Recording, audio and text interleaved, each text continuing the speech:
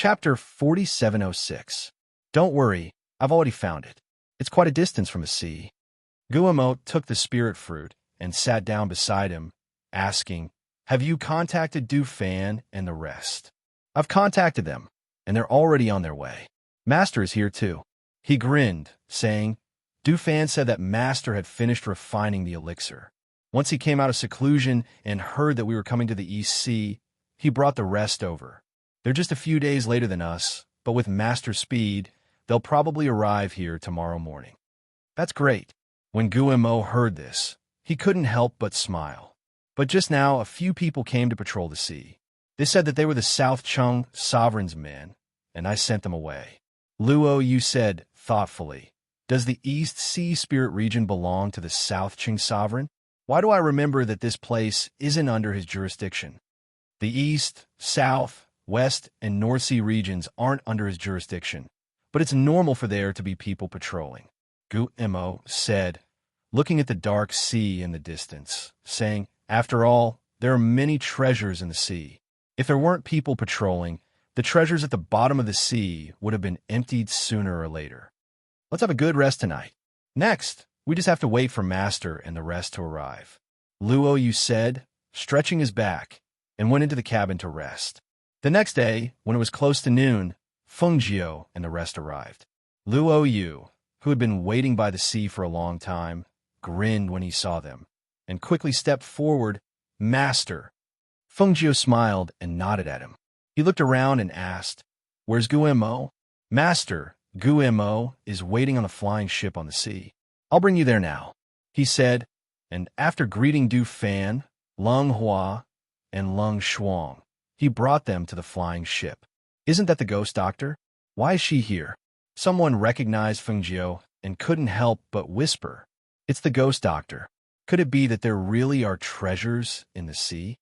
So she's been lured here? Who is the ghost doctor? What treasures hasn't she seen? In my opinion, this matter isn't so simple. Why don't we go and take a look?" They seemed to be heading towards the center of the sea. Someone suggested and wanted to go and take a look, but no one agreed. Instead, they all looked at him as if he was an idiot. His curiosity that had been raised with great difficulty immediately withered.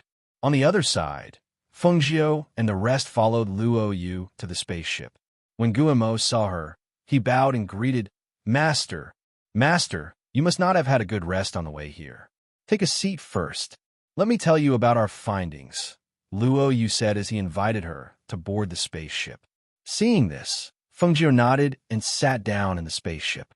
Then he asked, "In your communication, Jade, you said that there was a powerful presence below that you couldn't get close to. But the presence felt like the presence of an azure dragon? What the hell is going on?" "Master, we searched at the bottom of the sea for a long time. When we reached a place, we couldn't go any further. Also, our divine senses couldn't detect it. But the presence was very similar to the azure dragons. We were wondering if the Yama Lord was at the bottom of the sea." Luo Yu glanced at her and said, "Master, why don't I bring you down to take a look first? Is this the position of the flying ship?" Feng Jiao asked. Chapter 4707. Hearing this, Feng Jiao stood up and walked to the side of the ship. She closed her eyes and released her divine sense. Her divine sense kept extending downwards. When it reached a certain level, her divine sense touched a familiar aura, and she suddenly opened her eyes. "It's him. He must be down there," she said with certainty. Her heart was filled with excitement. However, after the excitement, she was even more confused. She did sense the green dragon's aura, but Moze's aura was extremely weak. How badly did the heavenly lightning injure him that day? Why did he sink into the East Sea spiritual region? "Move away a little. Don't stop here. I'll go down and take a look." Feng Jiao turned around and instructed, "Master, don't you need us to go down with you?" Luo Yu stepped forward and asked. "No need. Just wait here." She shook her head and took out a water avoidance pearl from the space. Then, she leaped into the sea. Seeing that she was going down alone, Luo Yu could not help but worry. He leaned against the side of the ship and watched for a while. Then, he turned around and looked at them. "Will Master be okay going down alone?" She didn't rest during the journey. Will she be okay in this state? Don't worry. Master knows what to do. Du Fan smiled and said to Guillermo, let's move the ship away so that Master won't cause any commotion and affect the ship. Okay, Guillermo replied. He controlled the spaceship to fly to a spot not too far away, leaving some distance between them. On the other side, when the Southern City Monarch found out that Fengjiu's people had gone to the East Sea spiritual region, he was slightly surprised. He only asked them to keep an eye on them and see what they were going to do there. Not long after, news came that even Fengjiu had appeared in the East Sea spiritual region. This made him curious. Why did she go to the East Sea spiritual region? Could it be that the strange phenomenon in the East Sea had something to do with her? Thus, he ordered his people to keep an eye on them. If there were any movements, they were to report back. After all, Ghost Dr. Fengjiu was not an ordinary person. Naturally, she could not be treated in a normal way.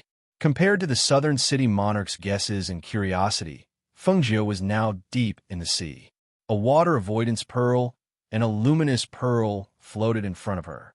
The spiritual aura around her also created a current so that the surrounding seawater could not splash on her body.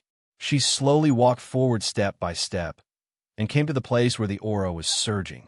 Indeed, it felt like a protective shield. Although the luminous pearl's radiance was shining, it could not be seen very far. Thus, she closed her eyes and concentrated her divine sense in front of her. At this moment, she felt that the pure spiritual aura in the sea was surging slightly and seeping into the place protected by the current. It was as if something was absorbing the pure spiritual aura in the sea. The Azure Dragon's ancient aura was surging, and her divine sense could even see that in the center of the defensive barrier, the Azure Dragon's aura was protecting a sleeping figure. And that person was her husband, Xianyuan Mose, whom she had been unable to find all this time.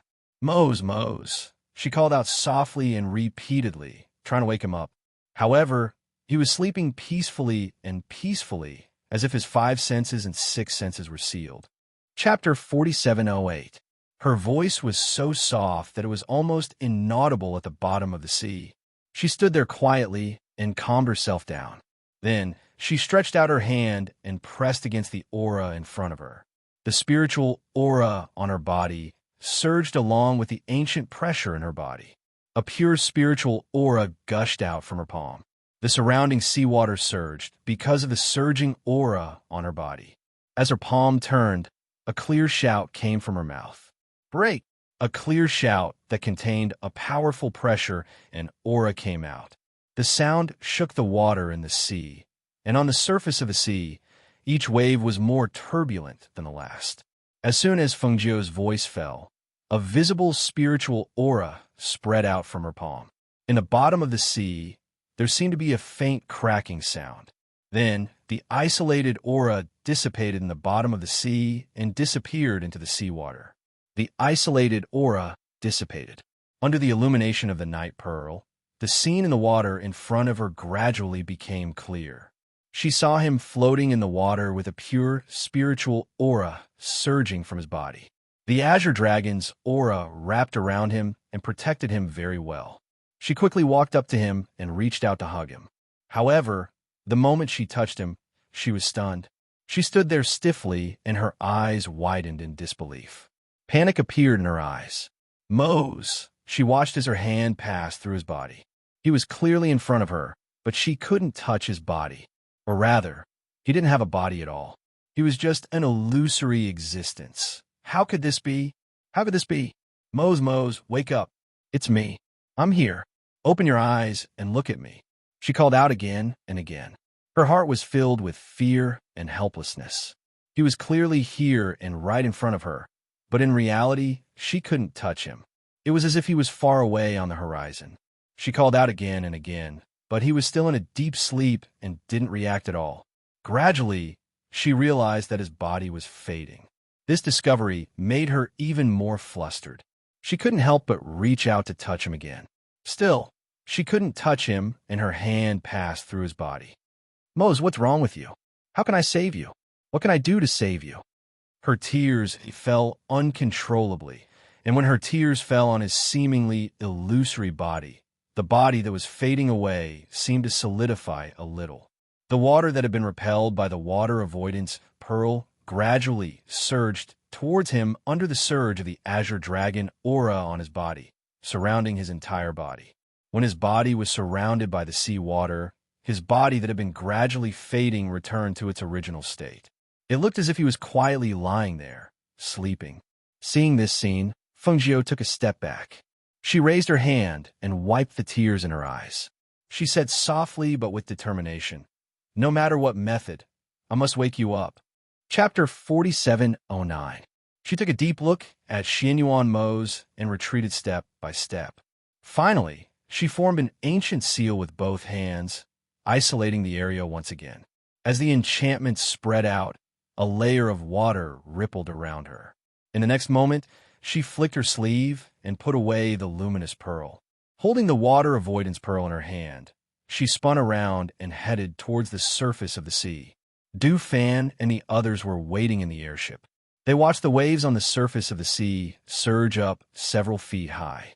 They couldn't help but wonder if their master had found the whereabouts of the Yama Lord.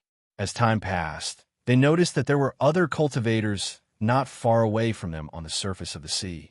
They seemed to be watching their movements. After a while, a red figure spun up from the bottom of the sea. The red figure spun in the air, and as she spun, water droplets flew out. After a while, the wet dress became dry again, and there was no trace of water on it. Master, seeing her emerge from the bottom of the sea, the people on the airship couldn't help but be delighted. However, after a moment of surprise, they realized that their master had come out alone. The Yama Lord was still nowhere to be seen. For a moment, they couldn't help but look at each other, and the smiles on their faces faded. Fengjiu stood on the surface of the sea for a long time. His red robes fluttered in the wind, and his ink-black hair fluttered. His beautiful face carried a hint of coldness. His gaze contained the pressure of a superior person as he faintly swept across the people around him. Then, he gathered his chi and swept over to the airship. Sent a message back. Sent a group of Phoenix guards to patrol this area. Fengjiu ordered indifferently. Hearing this, the few of them looked at each other. Luo Yu used his elbow to lightly nudge Du Fan beside him, indicating that he should ask the question. Seeing this, Du Fan responded and said, "Yes, this subordinate will send a message back in a moment. Send a group of Phoenix guards here." As soon as he finished speaking, he paused and asked again, "Master, did you find anything at the bottom of the sea? Is the Yama Lord down there?" "He's down there, but his condition isn't very good. I can't bring him up, so I can only leave him here," Fengjiu said softly, with a trace of helplessness and unconcealable worry in his voice. The Azure Dragon's vital energy is protecting him and nourishing his spirit. Below, I've set up a new barrier. Have our people patrol this area of the sea area and don't let anyone disturb him. Yes, this subordinate understands. Master, Du Fan replied. Seeing Du Fan's words, he didn't speak. How long would it take to nourish the soul? Luo Yu couldn't help but ask. Leng Hua glanced at him and said, Master's mood isn't very good. Let's do as Master says. Master didn't say anything else, so let's not ask too much. Yes, I understand, Luo Yu replied. He glanced at the sea's surface and couldn't help but sigh. Should we park the spaceship here or go to the beach? Guillermo asked a few of them. Chapter 4710. On this day, Fengjiu did not come out after entering the cabin. Du Fan and the others knew that she must be in a very low mood and did not dare to disturb her. At this time, they could only leave her alone to calm down. Fengjiu stayed in the cabin for a day. During this day, she thought about a lot of things. In the end, she sorted out her emotions and made up her mind. It was not until the next morning that she walked out of the cabin. Master, you're awake? Master, take a seat first. I'll get you a cup of water. Leng Shuang saw her come out and said with a smile, No need. Fengjiu gestured and walked to the side of the ship. She looked at the sea and said, Call them all out. I have something to tell them. Okay. Leng Shuang responded and then went to knock on the cabin door where the others were resting. Master. Du Fan and the others came out and came in front of her. They bowed to her. Feng Jiao turned to look at them and said, I'm going out to travel and train my mind in preparation for ascension. I called you all out to tell you to guard this place well and not let anyone disturb him in the bottom of the sea. After the Phoenix Guards arrive here, one of you will have to take the lead to guard this place every once in a while. Hearing her words, everyone was startled. They looked at each other and said in unison, Master, don't worry. We will definitely guard this sea area well and not let anyone disturb the spirit of the Yama Lord. After they finished speaking, Luo Yu could not help but ask, Master, how long will you be traveling for? How long will you be back? Feng Jiao shook her head and said softly, I don't know. She turned to look at the sea and said, What I lack is an opportunity. Moreover, too many things have happened in the past few years. There are too many things in my heart. I also need to walk around and see the various states of the world. I need to polish my state of mind and prepare for ascension. She looked at the sky and said coldly, When a supreme being ascends, if he succeeds, he will live as long as the heavens and the earth. If he fails, his cultivation will be destroyed and there will never be a second chance. When Mo Zhe failed to ascend, it was because the people above wanted to kill him. If Tian Jizi did not save him with his life, his spirit would not have been hidden in the deep sea to be nourished. As for me, I have to undergo 9 tribulations and 81 bolts of heavenly lightning. I can only succeed and not fail. She did not have a second chance, and she would not allow herself to fail, because there was not only their child waiting for her up there, but also the enemy she wanted to destroy. When Du Fan heard her words, he immediately knelt down on one knee and said in a sonorous and powerful voice, Master, please be at ease. We swear to protect the Yama Master with our lives, and we won't let anyone harm his divine soul. We will wait here for Master to return from her travels. Let's congratulate Master on your successful ascension and live as long as the heavens and the earth. Hearing this, Feng Jiao looked at them, and the corners of her lips rose slightly. She said, Get up. I believe that you will do what I have asked you to do.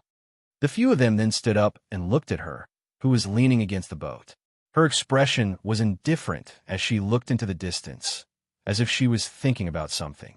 The few of them stood quietly, and their gazes fell on her. None of them said a word. At this moment, their master gave them the feeling that she would go far away at any time, and they would not be able to catch her even if they wanted to. Chapter 47:11. At the same time, in Cloud Sky Mountain. On this day, Emperor Qing brought his 3 disciples out to participate in the annual competition. The 3 of them sat on the aircraft with him. After leaving Cloud Sky Mountain, they had been flying in the sky, looking down and passing by many places. However, their master had never told them what they were going to compete in this annual competition. Ever since they had been cultivating by their master's side, the competition that was held every half a year was a chance for them to learn from each other. As for the competition this time around, their master didn't even mention a single word about it. As such, they still didn't know how they were going to compete in this annual competition. Yu, who was sitting in the middle of her 2 elder brothers, thought about how their master usually doted on her the most, so her pair of beautiful eyes rolled. Then, with all smiles, she opened her mouth and asked, Master, what are we going to compete in this year's competition? Is Master taking us to compete with others? Emperor Qing sat quietly with his eyes closed. When he heard her question, he didn't even open his eyes. He only said indifferently, Don't worry, you will know soon. Hearing this, Yu glanced at her 2 brothers and stuck out her tongue helplessly. At about noon, Emperor Qing, who had his eyes closed, opened his eyes and looked at Mu Chun and Mu Yu. He said, Master will give you a month's time. After a month, you must return to Cloud Sky Mountain alone with 100 crystal cores that you have hunted. You're not allowed to use them or fly back. Instead, you have to walk back. After a month, if you are unable to return to Cloud Sky Mountain, then you will be punished. Master wants us to hunt for 100 crystal cores each and then walk back to Cloud Sky Mountain alone. Can't we go together? Muchin couldn't help but ask. Their master's aircraft took an entire morning to arrive here. If they walked, how long would it take to return to Cloud Sky Mountain? Yes, you can't go together. You have to walk back alone. Emperor Qing said indifferently. He looked at them and said, Master will separate 3 strands of divine sense on you. Master will know all of your actions. If you are in danger, you have to learn how to save yourself. However, when you encounter danger that you cannot resolve, you can also call for Master to save you. However, when you call for Master to save you, that person will also withdraw from the competition and return to Cloud Sky Mountain to accept the punishment of failure. Hearing this, Yura blinked and asked curiously, Master, what is the punishment if we fail? Emperor Qing glanced at her and said, The punishment for the 2 of you is that you can only eat fasting pills for a year. You are not allowed to eat the 5 grains. Moreover, you have to be separated and are not allowed to meet or cultivate with the other 2. Hearing this, Mu Chun and Mu Yu's little faces suddenly became serious. They didn't want to eat fasting pills. They didn't want to be separated from each other. They wanted to cultivate together every day, talk together, and grow together. If they didn't see each other for a year and were alone, the scene would be unimaginable. Chapter 47:12. Emperor Qing glanced at the 2 of them, and his eyes fell on Hao again. He said, Yin Chun, you are stronger than them, so you have to hunt for 300 crystal cores. You also have to walk back to Cloud Sky Mountain alone within a month. If you fail to do so, the punishment will be the same as above, but with an extra point. You will be delayed from seeing your mother for a year. He knew what the 3 children cared about, so although this punishment didn't seem like a punishment, it was what they cared about the most. Sure enough, Hao nodded solemnly. Master, don't worry. I know. I will definitely return to Cloud Sky Mountain within a month. Emperor Qing nodded and said, The 3 of you have to act alone and can't help each other. The beasts I picked for you are of different grades. Yinshun, you go down first. The beasts in this forest are stronger, so be careful. Yes. Ow. Replied and looked at Mu Chun and Mu Yu. You have to be careful too. I'll see you on the mountain. Yes. Big brother, you have to be careful too. Mu Chun and Mu Yu said in unison. They watched him call out his flying sword and go down to the forest alone. After a while, he disappeared from their sight. Are you afraid? Emperor Qing looked at them and asked. No. The 2 of them shook their heads. Although they were young, they had encountered many things. When they were younger, they had wandered outside with their big brother. Moreover, after they returned to their mother's side, their mother taught them many things. They had also learned a lot from their master. At least, when they were in danger, they could think of a way to save themselves. Moreover, their master also said that he would separate a strand of divine consciousness to protect them. In addition, they had contracted beasts, so they weren't afraid at all. However, not being afraid didn't mean not being worried. After all, this was their first time acting alone, and it would take a month. Looking at the expressions in their eyes, Emperor Qing smiled slightly and said, Don't worry, go down. He sent the 2 of them to different parts of the forest and didn't stop. He just told them to be careful and left. The 3 children were in the same forest, but in different places. When they were alone, the feeling of isolation and helplessness hit them in the face. Other than themselves, there were only trees and weeds, and the faint roars of beasts that could be heard. After Hao landed, he quickly scouted the forest to look for prey. 3 crystal cores meant that he had to kill 300 beasts and then leave this place on foot. However, he only had a month's time. It could be said that time was very tight. Although his strength had improved in the past year, he didn't dare to be careless in this forest. Instead, he braced himself and dealt with it carefully. On the other side, not far from where Mu Chen landed, there was a ferocious beast lying in ambush in the bushes. When the beast saw him, it approached cautiously and bared its sharp teeth, ready to pounce on him. However, it saw the human child, who was originally standing still, jump up and straddle its back. A cold dagger was aimed at its neck. Chapter 47:13. Blood dripped on the ground, dyeing those flattened weeds under the feet of this ferocious beast red.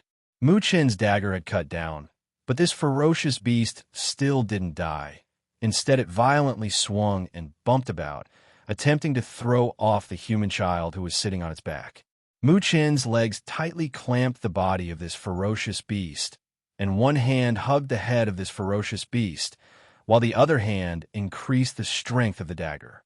He didn't dare to pull out the dagger, rather clamped the body of this ferocious beast and increased the strength of the dagger in his hand.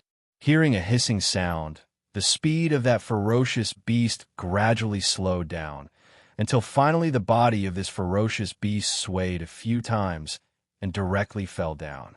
Mu Chun gasped for breath, and a layer of sweat seeped out from his forehead. He came down from the body of this ferocious beast, and once again checked, confirming that this ferocious beast was already dead. Only then did he lightly exhale and quickly used the dagger to dig out the beast crystal, then quickly left. On the other side, Yor was walking in the forest, and seeing that there were actually many low-level elixirs in the forest, she couldn't help but happily smiled. While she was picking them, she also put them inside her space. At this moment, it was noon, and some beasts were out looking for food, when a long, tusked boar with hard thorns all over its body came out from the forest, and seeing that little human who was squatting on the ground digging for elixirs, the saliva in its mouth immediately flowed out, and even its breathing became coarse. Hearing the movement, Yor raised her head and saw that ferocious beast with long tusks in its mouth, which somewhat resembled a pig, was staring at her while drooling. She couldn't help but blinked her eyes and somewhat blankly looked at it. Her brain quickly spun. This long, tusked boar's body was so big, and the black hair on its body was like black thorns, looking strangely frightening. Moreover, those two sharp teeth, which were protruding from its mouth, seemed to be very sharp. Her pair of beautiful eyes quickly circled around its body, and discovered that this long-tusked boar appeared to be very difficult to deal with. She immediately stood up and quickly retreated. Roar! Seeing her move, that long-tusked boar issued a beast roar, and with a big stride, it pounced towards Yor. Seeing this, Yor hastily tiptoed and jumped to a big tree. She lowered her head and looked at that pig below. It was in the process of circling around the big tree, trying to break the tree. Seeing this, she borrowed strength from her hand and jumped up. She sat down on a branch of the big tree and patted her chest, lightly exhaling. Phew, I was scared to death. As soon as she finished speaking, there was a loud crash from under the tree. The tree shook a little, and she who was sitting on the tree also swayed a little. She was so frightened that she quickly hugged the tree to stabilize her body. She lowered her head and saw that the tusked boar was ramming into the tree. Pieces of bark were falling off the tree. Seeing this, her beautiful big eyes turned and a sly light flashed across them like a fox. She took out a slingshot from her space and also took out an iron ball. Aiming at the head of that ferocious beast below, she fiercely shot the iron ball. The iron ball shot and fell on the head of that ferocious beast. Although it wasn't fatal, but it was still painful, causing that ferocious beast to roar even more. But after you shot several iron beads in succession, that ferocious beast raised its head and roared towards her. Immediately, the slingshot in her hand was pulled open again, and a pill flew out and directly entered the mouth of that ferocious beast, which was roaring loudly. Chapter 47:14. She looked from the tree, and after that ferocious beast swallowed the medicine she had thrown into its mouth, it lowered its head and roared like a human, as if it wanted to spit out the medicine in its mouth. She grinned and once again shot an iron ball towards it. Roar! That ferocious beast raised its head and roared towards Yor, as if it had been provoked. Its two legs moved on the ground, and it seemed to want to jump up the tree. Merely insignificant tusked boar. Even if it was a ferocious beast, it was still unable to climb up the tree. After trying twice, it howled, then unexpectedly turned around and ran away. Seeing this, Yor chased after it with a beaming smile. She was determined to get the crystallic nucleus of this prey. She couldn't let it run away. Yor's pill gradually took effect along with the running of that ferocious beast. The speed of that ferocious beast gradually slowed down, and finally, with a bang, it knocked down in front of a tree. Hee. Yor grinned and followed after it. She didn't approach it, rather picked up a branch and poked it. Seeing that it was not moving, she walked forward. She took out her dagger and slit the tusked boar's neck. When the dagger slit its throat, the tusked boar's body twitched as if it was about to wake up. However, it died because of the fatal slash. She dug out that crystallic nucleus and also took out some low-level elixirs that she had picked before, and after crushing them, she smeared the juice on the body of this ferocious beast. After that, she took out a small flag used to set up formation from her space and set up a formation in the surroundings. After that, she found a place to hide. She was small, and her strength was also not big, and her battle prowess was not as strong as her two elder brothers. So it was also not that easy for her to gather 100 crystallic nuclei. But she could use her brain, and she could use the things she had learned. Like this, she didn't need to worry about hunting less than 100 ferocious beasts. 3 people were scattered in 3 corners of this forest. Because they knew that their master would secretly protect them, they didn't need to worry about other people and only focused on their own matters. 6 days later, Yu was hiding inside a small cave, counting the number of crystallic nuclei she had hunted these days. 48, 49, 50, 53. She looked at the small pile of multicolored crystallic nuclei in front of her, and her eyes shined with excitement. 53 nuclei. I still need 47 nuclei to gather 100 nuclei. She seriously counted with her fingers, while muttering, 53 nuclei. I used 6 days' time, almost killed 9 ferocious beasts. If I want to gather 100 nuclei within 10 days, then in the following 4 days and 1 day, I have to. She blinked her eyes and seriously counted with her fingers as she muttered to herself. That serious look on her face made her look a little silly and adorable. Finally, after much difficulty, she put the crystal nuclei back into the space, took out a spirit fruit, and ate it. Then, she got up and walked out with her 2 short legs. She had set up a trap outside, and now she could go and see if there were any beasts that had fallen into the trap. She had made the places herself, and she was to wear what she was to walk, her to make war, she was to be to herself, to she when she was walking. Chapter 47:15. She looked at that fainted person, but didn't step forward, rather first went to check several beasts, and, after confirming that they had fainted due to her medicine, she used her dagger to kill them, and dug out their crystallic nucleus. After settling the beasts, she walked to the front of that person and looked at him. The other party seemed to be 7 or 8 years old little boy, and there were wounds all over his body. Some seemed to be wounds caused by the claws of beasts, but there were also some wounds caused by swords. She had studied medicine for quite some time, so naturally she could also see that the wounds caused by swords were very serious, and ought to be caused by the determination to kill him. She took out a small bottle from her space, and, after opening it, she placed it in front of that little boy's nose and let him smell it. After a while, she saw his eyelashes lightly trembling, and he opened his eyes. However, after the other party opened his eyes, his hands instinctively pushed her away. She didn't notice and directly fell to the ground. "Why are you pushing me?" Yu unhappily glared at him. Then, patting her clothes, she stood up and said, "I saved you." The little boy was startled, as if he saw that the person before his eyes was a little girl who was even younger than him. He immediately became somewhat nervous and also somewhat embarrassed and said, "I'm sorry, I didn't mean it." Just after speaking, the little boy lowered his head, and with red eyes, tears fell down.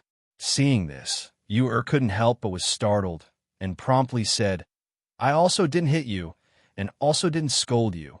Why are you crying?"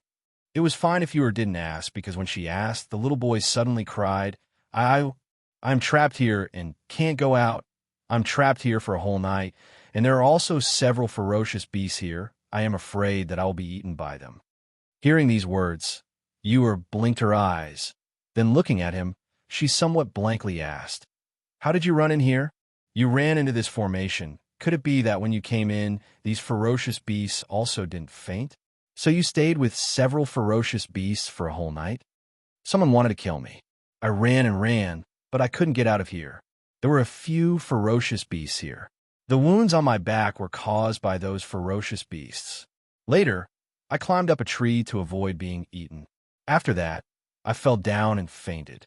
He wiped his tears and cried. His voice was choked, but his words were still clear. Hearing this, Ur somewhat embarrassedly scratched her little braid and embarrassedly said that this formation was arranged by me. I used it to catch ferocious beasts, but I didn't expect that someone would break in.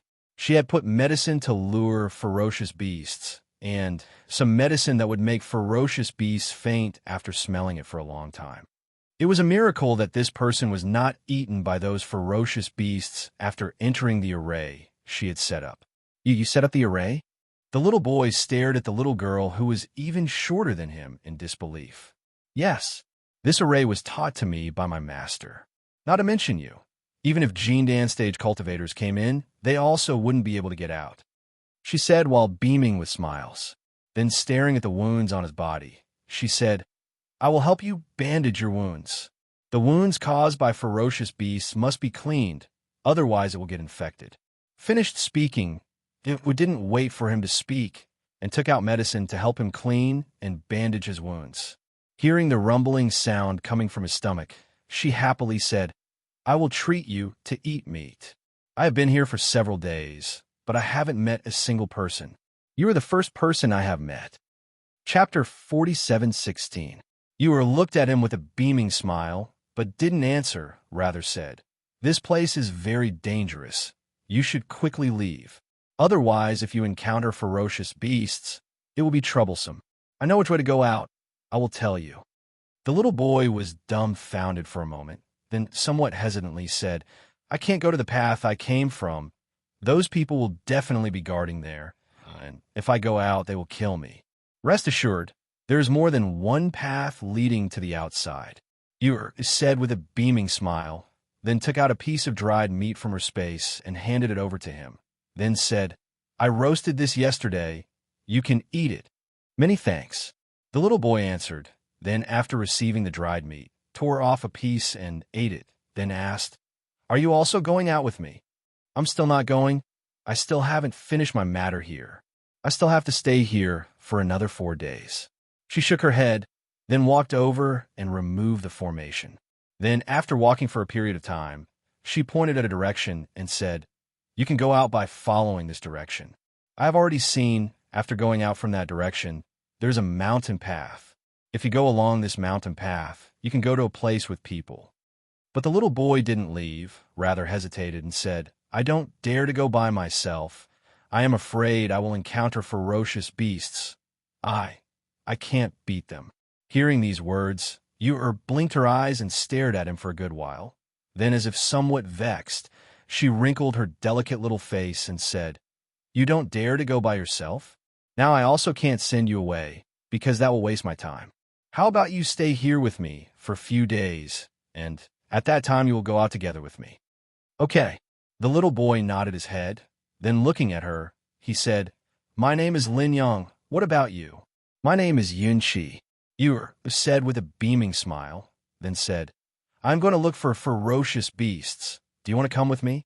Look for ferocious beasts? You're not afraid? He asked in a daze.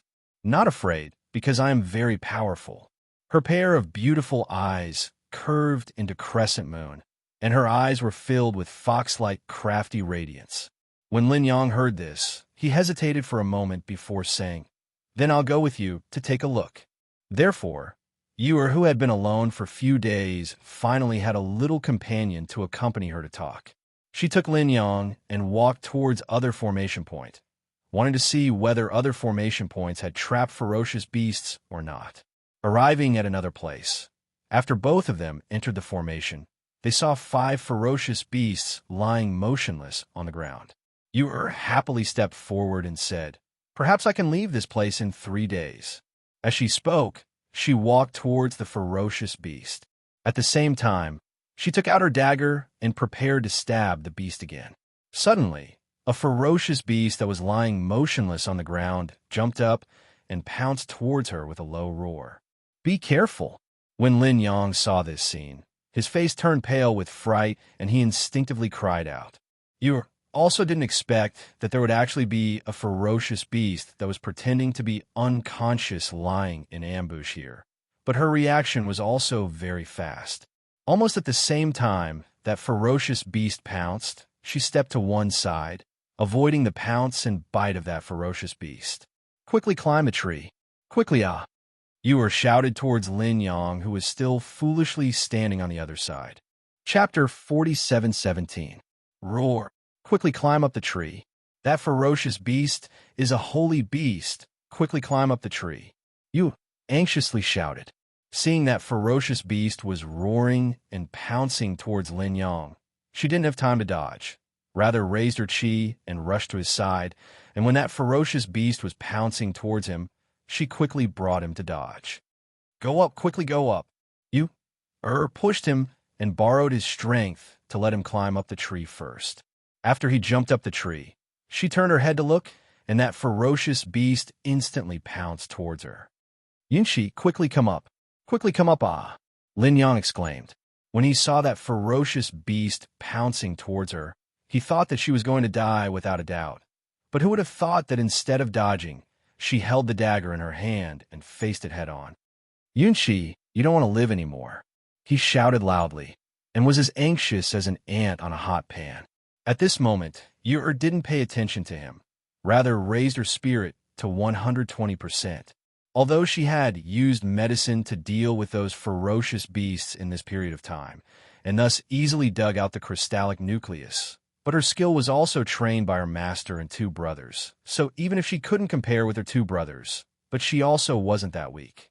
Now that this ferocious beast was about to pounce and bite her, even if she dodged again and again, she wouldn't be able to solve the problem. Since it was like this, she might as well fight with all her strength. Roar! The roar of the holy beast resounded, causing her ears to ring.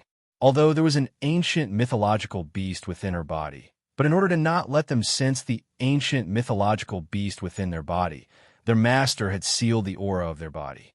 Otherwise, not to mention this holy beast, even if a mythological beast appeared, it also wouldn't dare to approach her side. She used the exquisite agility skill that she had painstakingly trained for 1 year to dodge. And taking advantage of this opportunity, she stabbed the dagger in her hand towards the buttocks of that holy beast. The sound of the sharp dagger stabbing into the buttocks of that holy beast was accompanied by the blood-curdling scream of that holy beast. Because of the injury on its buttocks, that holy beast became even more violent and violently pounced towards Yer. Yua nimbly dodged using her petite figure, and seeing that holy beast pouncing toward her, she clenched her teeth and instantly bent her waist and got under the body of that ferocious beast, then stabbed the sharp dagger in her hand upwards. Roar! Blood as if a blood pillar splashed out, sprinkling all over Yua. After she stabbed that holy beast, she nimbly turned around and flashed out from under its body, then quickly retreated to dodge. As for the holy beast, it roared and scurried for a few meters before its body twitched and collapsed. Soon, the ground was dyed red with its blood. The holy beast twitched a few times before stiffening and dying. Seeing this scene, Yer took a deep breath, and her hand that was holding the dagger slightly trembled. That dagger she had stabbed too ruthlessly, and her strength was extremely heavy, to the extent that her hand that was holding the dagger was somewhat unable to open. However, when she saw the ferocious beast lying motionless on the ground, she knew that this time the ferocious beast was dead. Thinking that in addition to obtaining the crystal core on its head, he could also obtain the inner core in its body, he couldn't help but feel a little excited. After taking a deep breath, he walked forward. Chapter 47:18. Especially when he saw the little person using a dagger to dig out the sacred beast's crystal core, then cut open the sacred beast's abdomen and took out the sacred beast's inner core. That bloody scene and the little person seemed very strange no matter how one looked at it. At this moment, he couldn't help but guess, in the end, what kind of family's child was this Yanqi. She was obviously younger than him. Moreover, she was still a little girl, but how could her courage be so big? Lin Yang. Today, let's roast some meat to eat. Freshly roasted meat will be more tender and more delicious. Moreover, this is still a holy beast, so we can make its meat into jerky. Ewer said with a beaming smile. Staring at this holy beast on the ground, she was already thinking about how to eat it. However, after a long time, she didn't hear any movement, so she raised her head to look and saw he was hugging a big tree with a stiff complexion. So she waved her hand and called, "Quickly come down, ah? Help me pick up the branches. You have to do something to have something to eat." Okay. He swallowed his saliva and answered. Then coming down from the big tree, he carefully walked to her side. Then looking at her, he asked, "Yin Shi, you in the end, who are you? How can you kill such a holy beast?" I already said that I am very powerful. She mysteriously smiled, then quickly finished off other few ferocious beasts, and putting away the crystal core, she said, "Help me drag this holy beast back to the cave, then pick up the branches. I will teach you how to roast meat." Seeing she didn't say anything, he had no choice but to agree. Then helping her to drag that holy beast out of the formation, they arrived at a small cave. "Is this the place where you live?" Lin Yong looked at the cave. This small cave was approximately 2 meters deep, and there were trees all around, so it was not too easy to find. "And in, I will live here these few days." Ewer nodded her head. "Then I will go and pick up the branches first," Lin Yong said, then went around to pick up the branches, then carried them back to the cave. Ewer cut off a leg of meat, then using a rack, she placed it on the fire to roast. Her movements were skillful and natural, making Lin Yong somewhat inconceivably open his eyes wide. "Do you often roast meat? You seem to be very skillful." He looked at her and asked. "It took me a long time to learn it. My master said that I have to learn how to survive outside. So not only can I roast meat, even if I don't have a fire starter, I can drill wood to make a fire," she said with a smile, adding branches to the fire. "You're really amazing. You're clearly younger than me," he said in a daze. "My big senior brother and second senior brother are even more powerful." She raised her head and said proudly.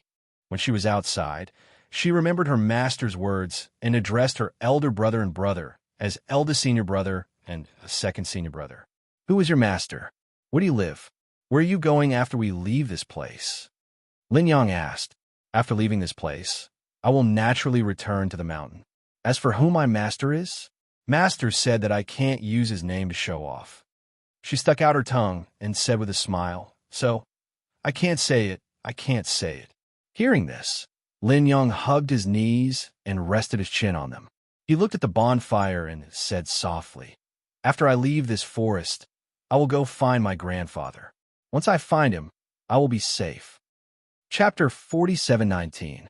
Hearing this, Lin Yong was startled and somewhat uncertainly said, It shouldn't be, right?"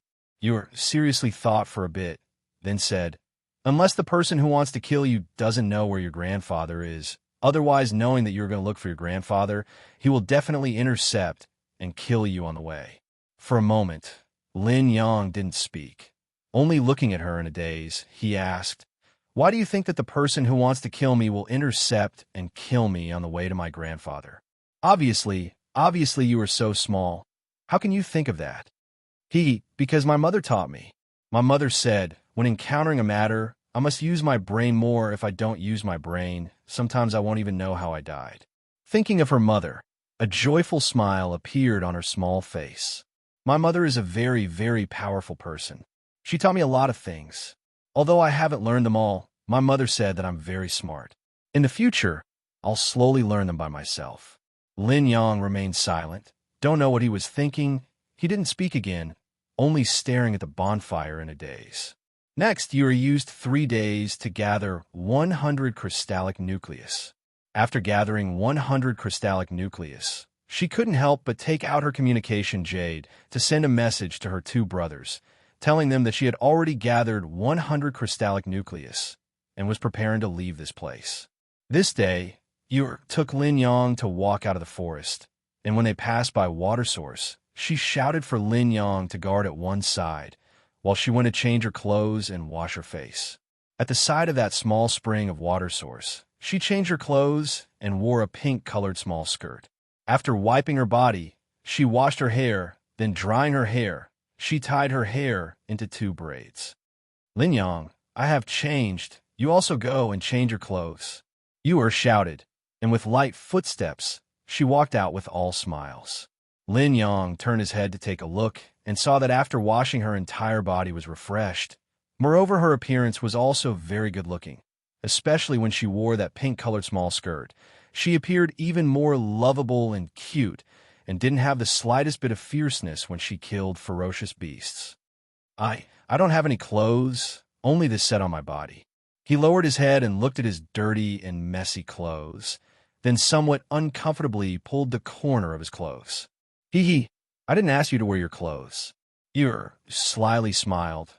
Then, taking out a set of her clothes from her space, she said, My mother prepared a lot of clothes for me every year. You wear mine. That's a skirt. I'm a boy. How can I wear it? He shook his head and hurriedly waved his hand. You don't want to live? Yu looked at him and seriously said, If you go out wearing your clothes, then you will certainly be killed before you can find your grandfather. But if you dress up as a girl, then that is not the case. Those people who want to kill you will only look for a little boy and not a little girl. What? He looked at her in a daze. He didn't expect her to give him such an idea. You, as to where to wear, until to the end, to your to-to-to-to-to-tee, to-tee-to-teet, until to find your to-to-to to find. Chapter 4720. After a while, Lin Yang, who had changed into a girl's clothing, somewhat embarrassedly walked out. While walking, he pulled his skirt, and his little face was slightly red with a shy appearance. You look very good wearing women's clothing. Yu's eyes lit up, and beaming with smiles, she looked at him. But I feel strange. He pulled his skirt, and again looked at this beautiful sky blue-colored dress, and his heart had an indescribable feeling. No, it's very good. I'll help you tie your hair. Yu walked towards him with a smile, and took out a ribbon of the same color to tie his hair. Because she was helping others to tie his hair, she didn't braid his hair, rather let his hair hang loose, covering half of his face, making his appearance more and more like a girl. Yu took him along a small path, and the 2 people used more than half a day to get out of this forest. When they arrived at the mountain path outside, Yu looked all around, and seeing that there was no one around, she said to him, Let's quickly go. Let's see if we can find a place to stay before dark. Okay. Lin Yang just responded, and saw her speed suddenly increased, which startled him so much that he hastily lifted his skirt and chased after her. At the same time, Hao and Mu Chun, who were inside the forest, received Yu's message. Both of them couldn't help but stare blankly for a moment, then revealed a smile. They didn't expect that among the 3 people, the fastest one was unexpectedly their younger sister. They also didn't know what method she used to actually gather all the crystallic nucleus so quickly. Thinking that she had already come out of the forest, they also began to count their achievements these days. Mu Chun counted, and saw that he still lacked 13 crystallic nucleus to reach 100 crystallic nucleus. Seeing that the sky was still not dark, he put away the crystallic nucleus and walked toward the forest, intending to see if he could hunt a few more beasts before dark and then hunt some more tomorrow. It would be best if he could leave here the day after tomorrow. How? Was much worse, because he had 300 crystallic nucleus. Even if he worked very hard these days, but now he still lacked 60 to 70 crystallic nucleus. Similarly, seeing that the sky was still not dark, he also went to the forest to continue hunting ferocious beasts. He even calculated in his heart that he could try to hunt some beasts that came out to hunt at night. The level of ferocious beasts in the area he was in was relatively high, and the majority of them could be seen everywhere were sacred beasts. These days, the number of beasts in this large area had become less and less. He thought that after hunting today, he would have to change location tomorrow. What he didn't know was that a group of disciples who were here to gain experience, under the guidance of their sex elders. But when they walked through the forest, they were somewhat astonished. Strange, how come a beast in this area? Moreover, there seems to be traces of battle. A middle-aged man leading the team said. He looked at the elder beside him and said, Third elder, do we need to go somewhere else? Let's walk a bit more. Perhaps some clan had come here to gain experience. That elder said, and his footsteps paused because he heard the faint roar of beasts coming from the forest. "There are roars of beasts. Should we go and take a look?" the middle-aged man asked. Chapter 47:21. Yes. The two young disciples responded and walked forward. "Rest here," the elder said to the others. The two young disciples searched for the source of the sound. Before they even got close, they felt a surge of air. They glanced at each other and used the trees as cover to look ahead. When they saw it, they couldn't help but be shocked. The two of them didn't even bother to hide. They even forgot about the elder's orders and jumped out, crying out at the same time, "Be careful!" However, who was about to make a move, glanced in the direction of the sound and frowned. Seeing the ferocious beast at the peak of the holy beast realm pouncing towards him, he turned the dagger in his hand and moved his feet, immediately attacking. His speed was extremely fast, and the place where the dagger had pierced was precisely the holy beast's fatal point. Relying on his exquisite movement and strange skills, he had struck the holy beast in one strike. A miserable roar resounded, and it shook the entire forest. "Oh no, this is the peak of the holy beast. The two of them are in danger." The elder felt the fluctuation of the pressure and was worried that their disciple had angered the ferocious beast. He immediately rushed towards the source of the sound. Those who could enter their sect were all disciples of century-old families. This time, they brought them out to gain experience, so that they would not have to stay in the sect all the time. However, the premise of going out to gain experience was that they had to ensure the safety of their disciples. If something happened, there would be trouble. After all, the family behind each disciple was not to be trifled with. When they arrived at the source of the sound, they saw two of their disciples standing at the side. In front of them, a powerful, vicious beast was twitching on the ground, dying. Beside the vicious beast, a little boy in tight clothes was stabbing the vicious beast with a dagger. After the vicious beast died, he skillfully dug out the crystal core and the vicious beast's nidin. When the elder and the middle-aged man saw this scene, they were stunned for a moment. They didn't recover from their shock. After a long while, when they saw the little boy put away the items, the elder looked at the two young disciples and asked, "What's going on here? Are you okay?" "We were fine." The two of them recovered and said, but their surprised eyes were still staring at the little boy. "Elder, there's no one else around. There's only this child," the middle-aged man whispered. He released his divine sense to scan the surroundings and found that other than them, there was only this child. There didn't seem to be any adults around the child. Hearing this, the elder took a deep breath and walked forward. He asked, "Child, who are you? Why are you here?" Howard looked at the horns on the ferocious beast's head and was about to use a dagger to cut off its horns and sell them in the city. When he heard the old man's voice, he glanced at him, then glanced at the people around him and behind him. He frowned and said with a cold expression, "Stay away from me." Hearing this, everyone was stunned. They didn't expect this child to say such a thing. Chapter 47:22. How had a cold personality, and he didn't have a good impression of the people from the Heavenly Sun sect. He said, "I don't want to know who you are, and I don't want to know you. Stay away from me, and don't get in my way." The young disciples were displeased by the words of a child. They were all sons of aristocratic families and the pride of their sections. How could they tolerate a child being so arrogant? Just as they were about to scold him, their elder spoke up. Everyone swallowed their words. "Hee, child, did you kill this beast?" the elder asked with a chuckle. His gaze landed on the fatal wound on the ferocious beast and asked, "May I know who your master is?" There are many relationships between sects and aristocratic families. Perhaps this old man and your master are old friends. Howard didn't pay any attention to that. Old friends with his master? Was that what he meant? What a joke. What kind of person was his master? He was someone that even the mighty figures of the upper immortal world had to bow and greet with a smile. How could he be old friends with an elder from a sect? Moreover, they weren't even on the same level. However, if he mentioned his master's name, these people would have heard of his name even if they hadn't seen him before. However, his master also said that he shouldn't use his name to scare people outside unless it was absolutely necessary. Thought to himself as he cut off the beast's horns with his dagger. There were very few beasts that were at the peak of the holy beast realm that he had hunted these days. Moreover, apart from the 2 horns, this beast's skin should be worth a lot of money as well. However, skinning it was too troublesome. After cutting off the 2 horns, he cut off one of the beast's hind legs and prepared to roast it. After throwing everything into the space, he didn't even look at those people and walked away. This kid is too arrogant. He's a little too condescending. A disciple said, "He's got guts too. He actually dares to walk around here alone. Moreover, he looks very skilled at cutting. It's as if he's done it more than 100 times.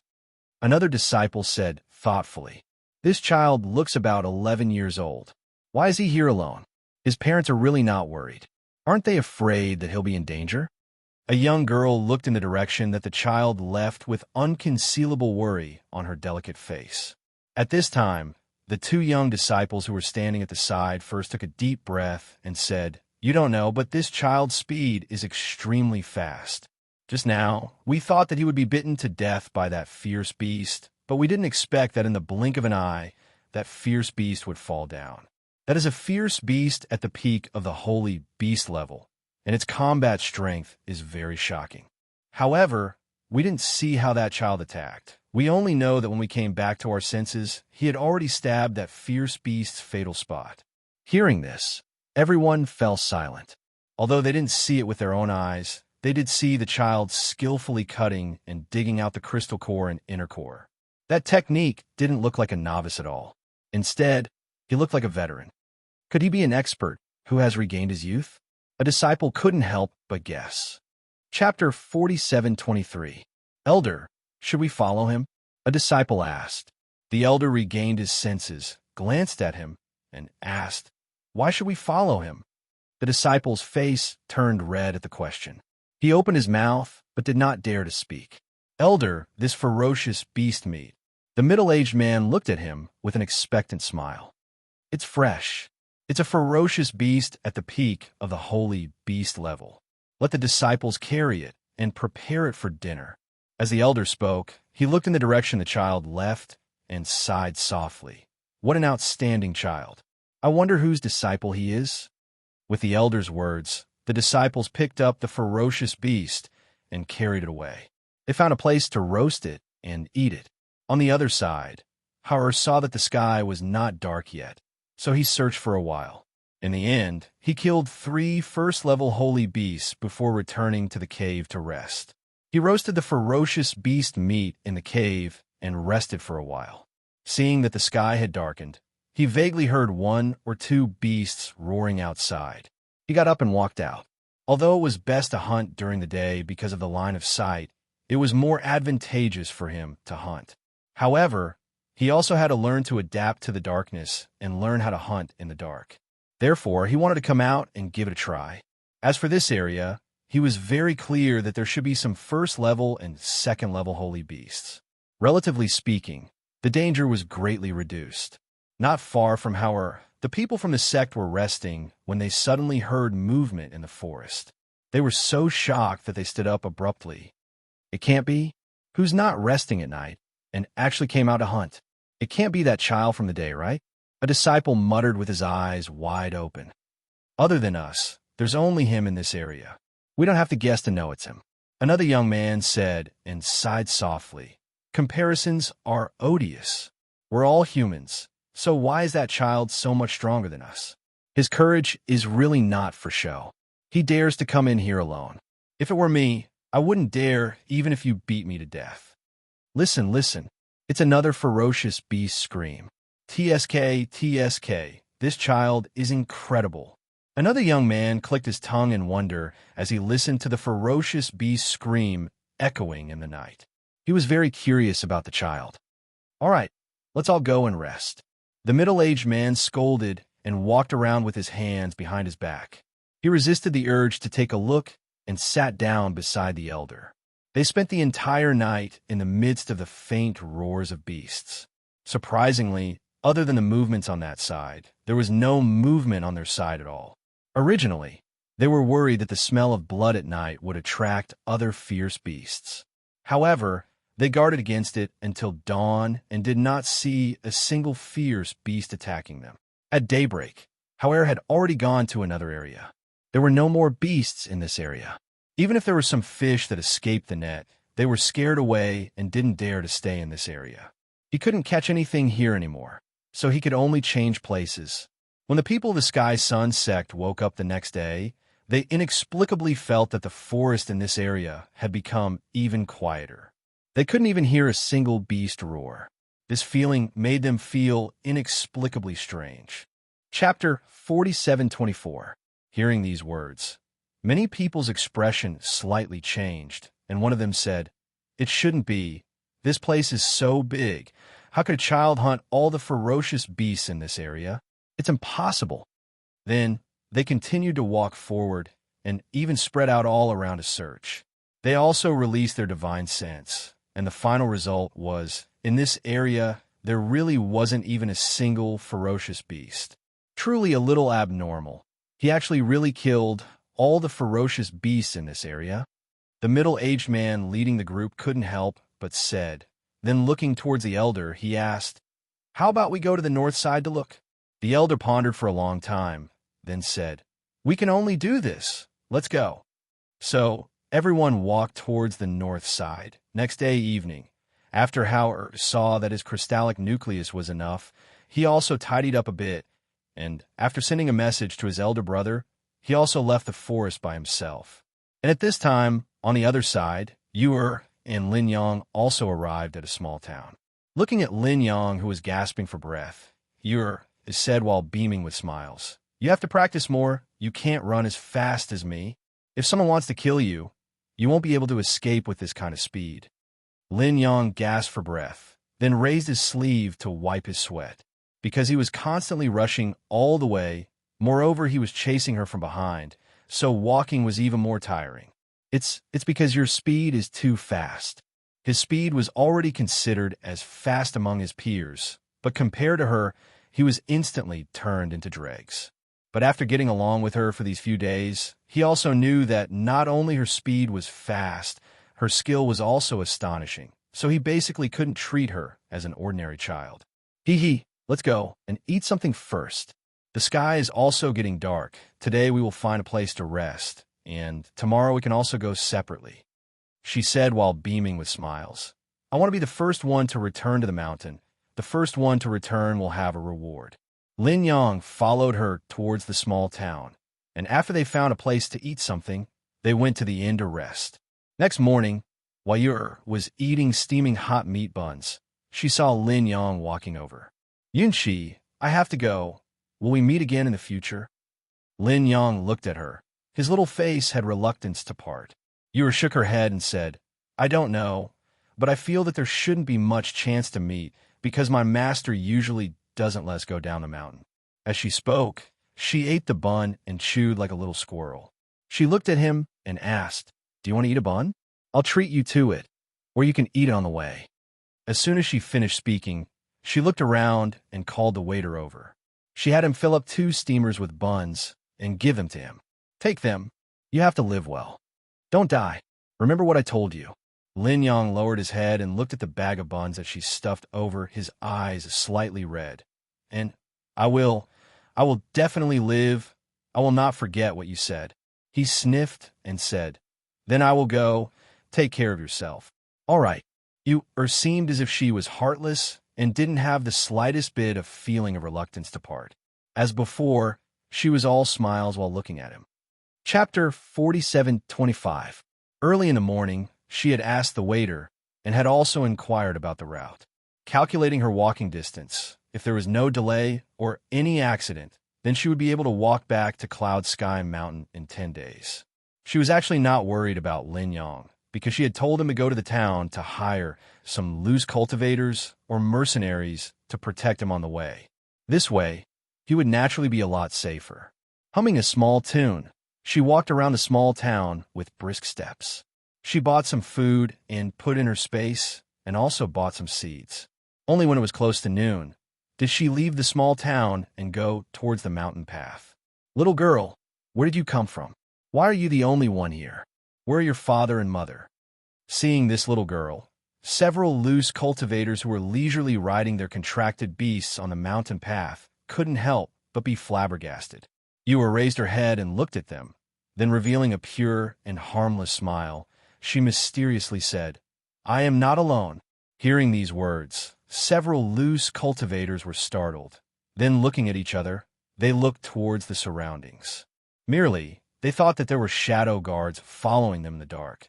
However, they discovered that there was nothing. Looking at this little girl again, she had already taken out a fruit and was eating it while walking. "Little girl, where are you going? Come up. We will send you off." One loose cultivator said with a smile. Then, bending over, he extended his hand towards her. "No need. I will walk back by myself," Yu said while eating the fruit. Then, shaking her head, she walked her own path. Hearing this, that loose cultivator laughed in a clear voice. "You, a little girl, how far can you walk? Besides, this small town is divided into 3 paths, and only by walking on each path can you reach the next small town. You can't walk." Yu quickly finished the fruit. Then, taking out her small handkerchief, she carefully wiped her mouth. Only then did she put away the handkerchief. Then, with a beaming smile, she said to those few people, "I'm leaving. Goodbye, uncles." Finished speaking, she waved her small hand towards those few people, and the next moment, the aura of spiritual power on her body rose, and her footsteps also followed. Almost in a blink of an eye, her figure had already moved 100 meters away. Those few loose cultivators who were riding their contracted beasts were startled and were somewhat astonished. This little girl hid her strength deeply. What an interesting little girl. Let's go. Chase after him and ask him which family he is from. A man laughed heartily as he looked at the small figure in front of him that was getting further and further away with great interest. He called out to his mount and quickly gave chase. "Ha ha ha. That's right. Let's go. Let's go check it out." Several loose cultivators laughed, and they hastily rode their mounts to catch up. They were originally idle people, traveling everywhere without any restrictions. The difference was that they were not the kind of itinerant cultivators who had no clan to call home. Instead, they were itinerant cultivators who came from their clans to travel and gain experience. Naturally, they did not have to worry about cultivation resources and could do as they pleased. Yu used the footwork taught by her mother to walk, so her speed was naturally fast. After walking for a while, she again changed to the footwork taught by her master. Her feet practically didn't step on the ground, only occasionally using the tip of her foot to borrow strength. Her speed was fast and effortless. She thought that the reason why Master wanted them to walk back by themselves was probably because he wanted them to practice their footwork. Chapter 47:26. "Hey, little girl, wait for us." A rogue cultivator waved his hand towards her and said with a smile, "This road is also not short. Let's chat." "Little girl, where did you come from?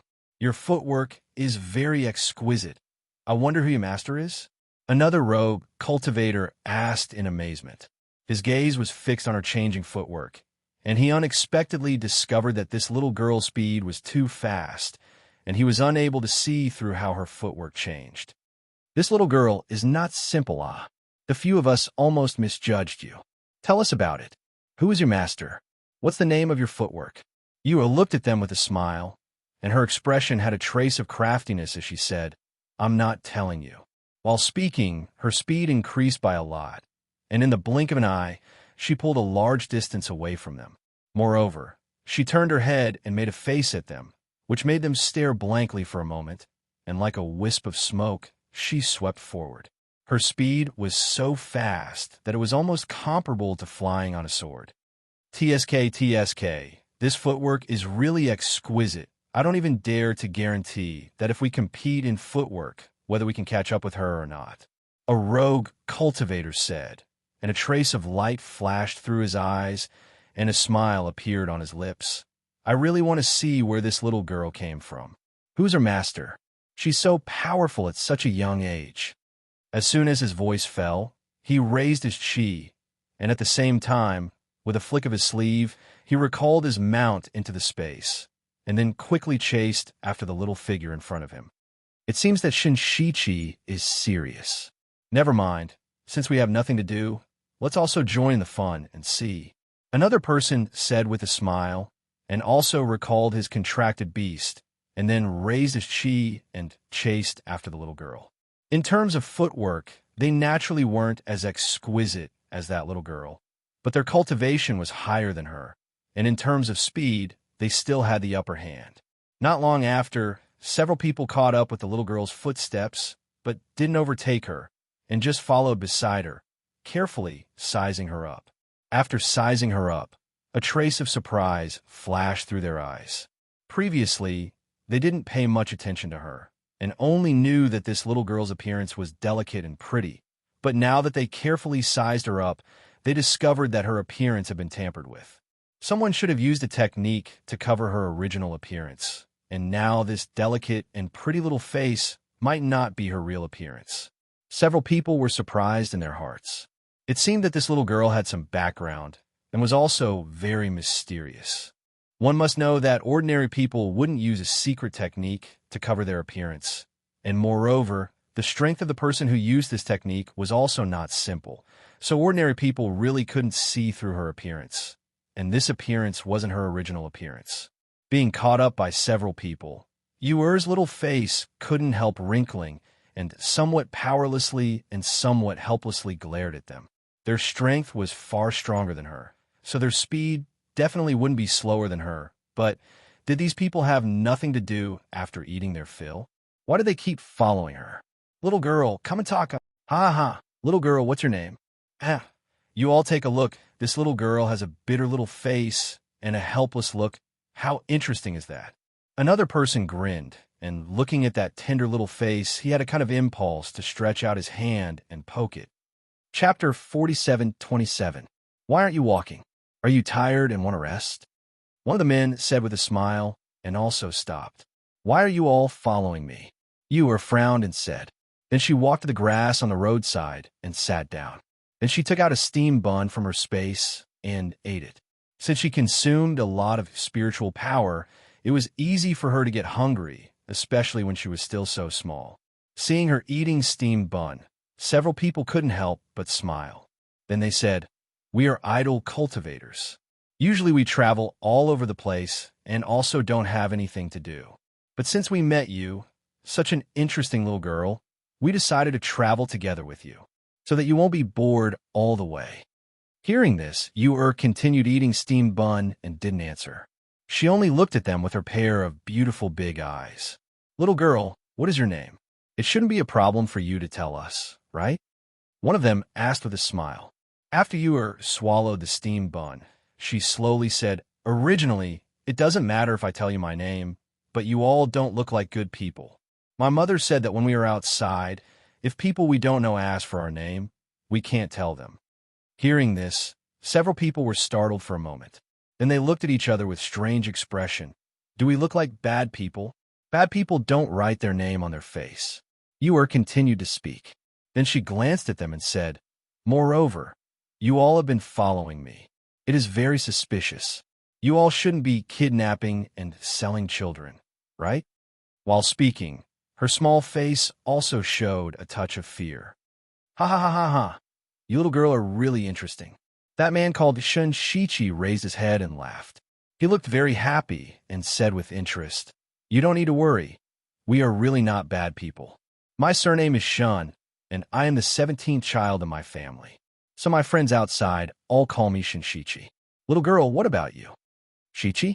Yuer blinked her eyes and said, I used to have a bodyguard. He was also called Shichi. Oh, it seems we are quite fated. He laughed. Then looking at her, he continued to ask, then what about you? What is your name? It shouldn't be a problem for you to tell us your name, right? Yuer stared at them. Finally, after thinking for a bit, she said, my name is Yin Chi. My master named me. Yin Chi? Ha ha ha, you see what I said? Didn't I say we were fated? I'm 17 and you're little 7. He chuckled and looked at her. With a friendly and familiar look, he continued to ask, little 7, what is your master's name? Yuer glanced at him, then stuffing a steamed bun in her mouth, she shook her head and said, my master's name can't be casually spoken. It will scare people to death. Want to inquire about her master's name? She wasn't going to tell them. When they heard this, they looked at each other and laughed. One of them said, It's okay. We're very brave. We won't be scared easily. Who knows? We might even know your master. Yu continued to eat steamed buns, and, after eating several in a row, seeing there were still few left, she put them away. Then, standing up, she looked at them and said with a beaming smile, I am not a 3-year-old child. I said I won't tell you, so I won't tell you.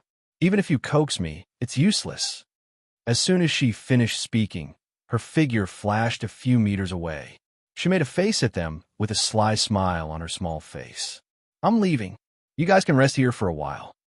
Chapter 47:28. When they saw the little girl dashing off into the distance, they raised the spiritual power in their bodies and wanted to chase after her. However, they felt dizzy and even their bodies swayed for a moment. This is the lowest level soft muscle powder. One of them opened his eyes wide, as if he didn't dare to believe that little girl actually took advantage of them not paying attention to use medicine. The complexion of another person turned black. Then, sitting down cross-legged and regulating his chi, he said, How could it be the lowest level soft muscle powder? That kind of medicine basically doesn't have the slightest bit of effect on us cultivators. This medicine is improved by Jing Qi. Others also sat down cross-legged, and Shinshichi sighed. Truly careless? When did that little girl take action? Unexpectedly, none of us sensed it. What are you still talking about? Quickly force out the medicine, then chase after that little girl and properly deal with her. Another person said, then closing his eyes and regulating his chi, he forced out the medicine from his body. With their cultivation, they could force out the medicine from their body in less than half in Sen-Stick's time. As long as they recovered, catching up with that little girl was only a matter of time. Originally, they were just idle and bored and wanted to tease her to play, so they curiously followed her and wanted to ask her in the end what kind of clan did she come from. She was actually taught so well, or perhaps who was her master.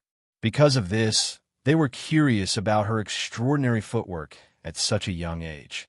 And now, this little girl used such a move, so they really wanted to catch her. And Yu, who had left first, only after she turned her head and couldn't see those few people, then lightly exhaled and patted her chest.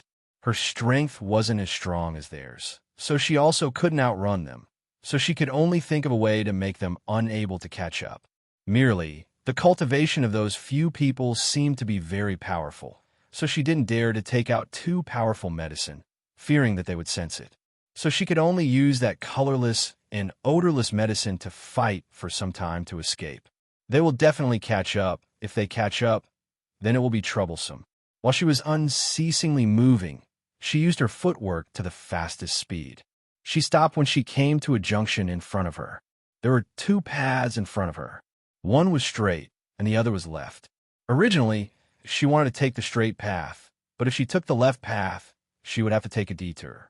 If she took the left path, she would have to take another detour in order to return to Cloud Sky Mountain. Thus, she would have to spend more time on the journey. She bit her lip and looked at the 2 paths in front of her.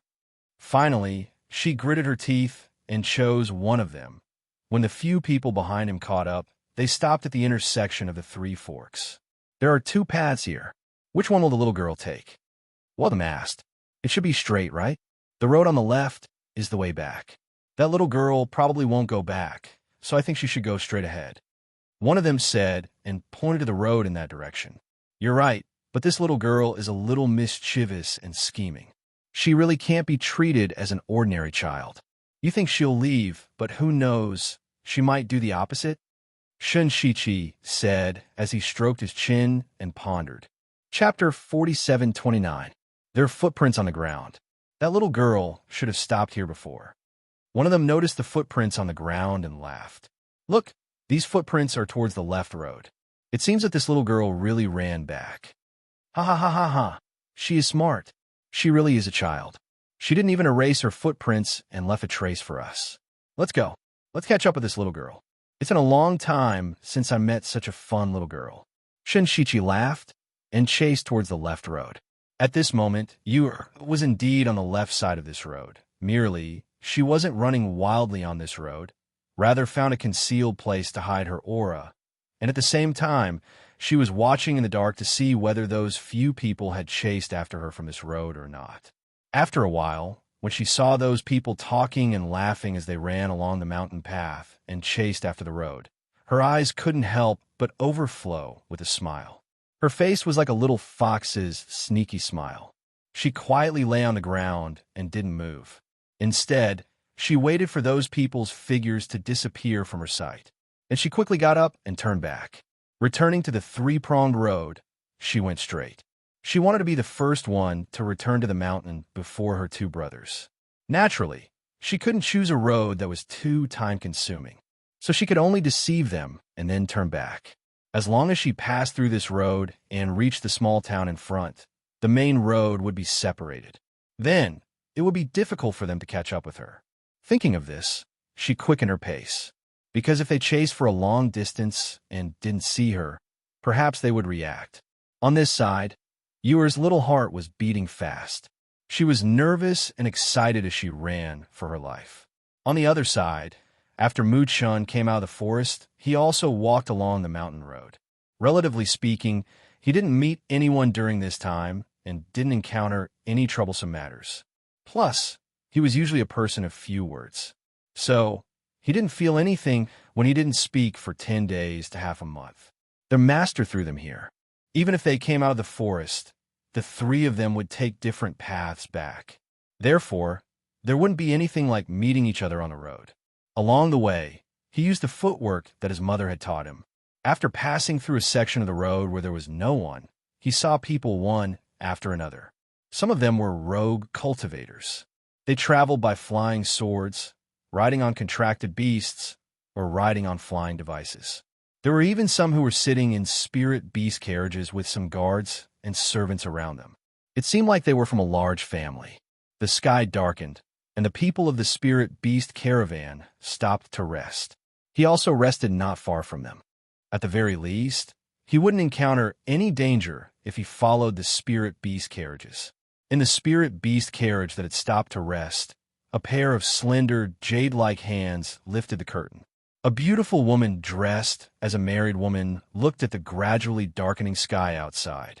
Just as she was about to put down the curtain, she caught a glimpse of a small figure behind the spirit beast. A trace of surprise flashed through her eyes. She leaned close to the window and looked back. When she saw that it was only a small child, she couldn't help but be startled. "Take this pastry to the child." The beautiful woman's gentle voice rang out. At the same time, she handed a plate of exquisite pastries to the maidservant beside her. Chapter 47:30. Mu-chun sat by the roadside and took out a spiritual fruit to eat. A girl in a green dress came over. "Child, this is for my madam." The girl squatted down with a smile on her pretty face. "Why are you here alone? Where are your parents?" As she spoke, she handed him a pastry. "Here, eat this." Mu-chun glanced at the pastry in her hand and said, "No need. It's okay, my madam is kind. Take it." The girl looked at him and asked, "Do you have anything to put it in?" Seeing the little boy frowning and looking at her expressionlessly, she thought for a while and said, "How about this? I'll leave the plate here. Anyway, it's dark today and they'll definitely leave tomorrow. I'll come back later to get the plate." Then, without waiting for to respond, she placed the plate of pastries in front of him and left. Mu-chun glanced at the plate of pastries but did not touch it. Instead, he ate his spiritual fruit and closed his eyes to rest. In the carriage, "Madam, the child seems to be alone. There are no adults around him. I gave him the pastries, but he said he didn't need them, so I left the plate there and will collect it later." The maidservant said softly and came to her side to prepare tea and serve her. Hearing this, the madam lifted the curtain and took a look. "Such a young child, the adults are really not worried. Madam, I think this child is very smart. He knows to stay by our side. This way, at least he won't encounter any other problems." The maidservant smiled and poured her a cup of tea. She asked, "Madam, it's not completely dark yet. Do you want to get off the carriage for a walk?" "All right, we've been sitting here all day," the madam said and got off the carriage with the help of the maidservant. She walked around for a while and came to the little boy's side. Looking at the little boy sitting on the grass with his eyes closed and resting, She couldn't help but reveal a gentle smile. Are you tired? Let's rest in my spirit beast carriage. Looking at this child who was only about 5 years old, her eyes were filled with pity. You're so young. If you sleep here at night, you'll get sick easily. There's only me and a maidservant in the spirit beast carriage. You can sleep in my carriage for the night. Mu-chun opened his eyes to look at her. Seeing her gentle expression and gentle gaze looking at him, he inexplicably thought of his mother. Perhaps because of this, his rejection softened a little and was not as stiff as before. I'll rest here. Seeing this, the madam smiled and said to the maidservant beside her, ask the guards to prepare a small tent. Yes, the maidservant replied, then left. Not long after, she returned with a small tent. This is for you. Since you don't want to rest in my spirit beast carriage, you can rest in the small tent so that you won't catch a cold at night. She smiled gently and said, our team is going to Hong City. If you're going the same way, you can follow us. At least it's safer. Looking at the small tent, Mu-chun did not refuse. He stood up and bowed to her. Thank you. The madam saw this and couldn't help but smile. You're welcome.